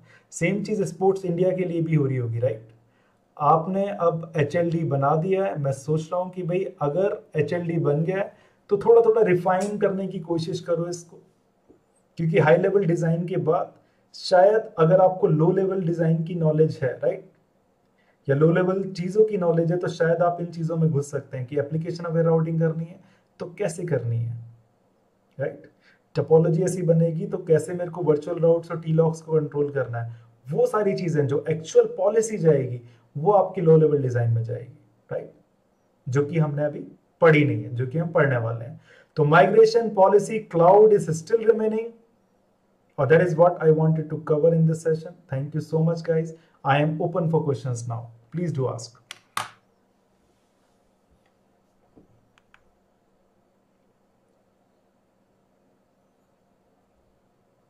सर। हाँ जी सर बोल रहा हूँ सर। सुजॉय जी प्लीज बोलिए। सर मैं कुछ जगह पे काम किया हूँ, बहुत ही रिमोट एरिया पे, जहाँ पे SD-WAN चल रहा है, ठीक है, और उसके इंटरनेट से चल रहा है। तो सर जब हम लोग डिजाइनिंग बनाएंगे, मैं देखता हूँ जो सर्विस प्रोवाइडर होता है ना सर, एक लोकल जो सर्विस प्रोवाइडर होता है तो उतना अच्छा क्वालिटी का सर्विस नहीं दे पाता है। तो सर मतलब तब क्या सर हम लोग मतलब डिफाइन भी कर सकते हैं कि आप ऐसा मतलब सर्विस प्रोवाइडर से ले वो इंटरनेट कनेक्शन स्पेसिफाई कर सकते हैं, क्योंकि सर हाँ आप जरूर कर सकते हैं। आप रिकमेंड तो देखो जरूर कर सकते हैं, लेकिन वो मानना या ना मानना कस्टमर के हाथ में, क्योंकि आप तो बोलोगे कि भाई वहां पर एयरटेल भी है, वहां पर एक लोकल सा सर्विस प्रोवाइडर भी है। आप ये बोलो कि आप लोकल यूज मत करो, आप एयरटेल यूज करो, but at the end of the day ये तो कस्टमर की फाइनेंस टीम होगी जो इस पर डिसीजन लेगी, राइट। आपके हिसाब से बेस्ट डिजाइन बनेगा ऑब्वियसली एयरटेल के साथ, सपोज, क्योंकि इसकी सर्विस भी अच्छी है, राइट। लोकल वाले बंदे की सर्विस अच्छी नहीं है और आप बोल रहे हो कि जो आपकी रिमोट ब्रांच है उसमें सिर्फ इंटरनेट कनेक्शन ही चल रहा है। हालांकि आप जरूर रिकमेंड करोगे कि भैया ये सर्विस प्रोवाइडर अच्छा है, आप इसको कंसिडर करो, लेकिन eight the end of the day customer का काम है कि वो करे या ना करे, क्योंकि हो सकता है वो पैसे बचा रहा हो, उसको चिंता ही नहीं है कि भाई ठीक है यार ये ब्रांच आई नहीं आई, अब मुझे ज्यादा चिंता नहीं है, बट मैं पैसे बचा लूं यहाँ पे, मैं तो लोकल का ही कनेक्शन लूंगा, तब आप कुछ नहीं कर सकते। You can just provide the recommendation and at that later point of time वो आपको बोल सकते हैं कि भाई ये तो साइट अप ही नहीं हुई, तो आप बोलना चाहिए कि भाई साइट तो देखो अप है, SD-WAN में कोई प्रॉब्लम नहीं है, राइट। प्रॉब्लम आपके इंटरनेट कनेक्टिविटी में है। आप ये शो कर सकते हो vManage को, vManage पे जाके कि देखो आपका इनिशियल ट्रांसपोर्ट ही नहीं चल रहा है, ट्रांसपोर्ट नहीं चल रहा है मतलब इंटरनेट कनेक्शन ही नहीं चल रहा है। तो आपने जो at the first place decision लिया था इस लोकल इंटरनेट सर्विस प्रोवाइडर का वो सही नहीं है, मैंने आपको रिकमेंड भी किया था, राइट। तो रिकमेंडेशन जरूरी है, मानना ना मानना उनके हाथ में। ओके सुजॉय जी? हाँ सर ठीक है। Anybody else?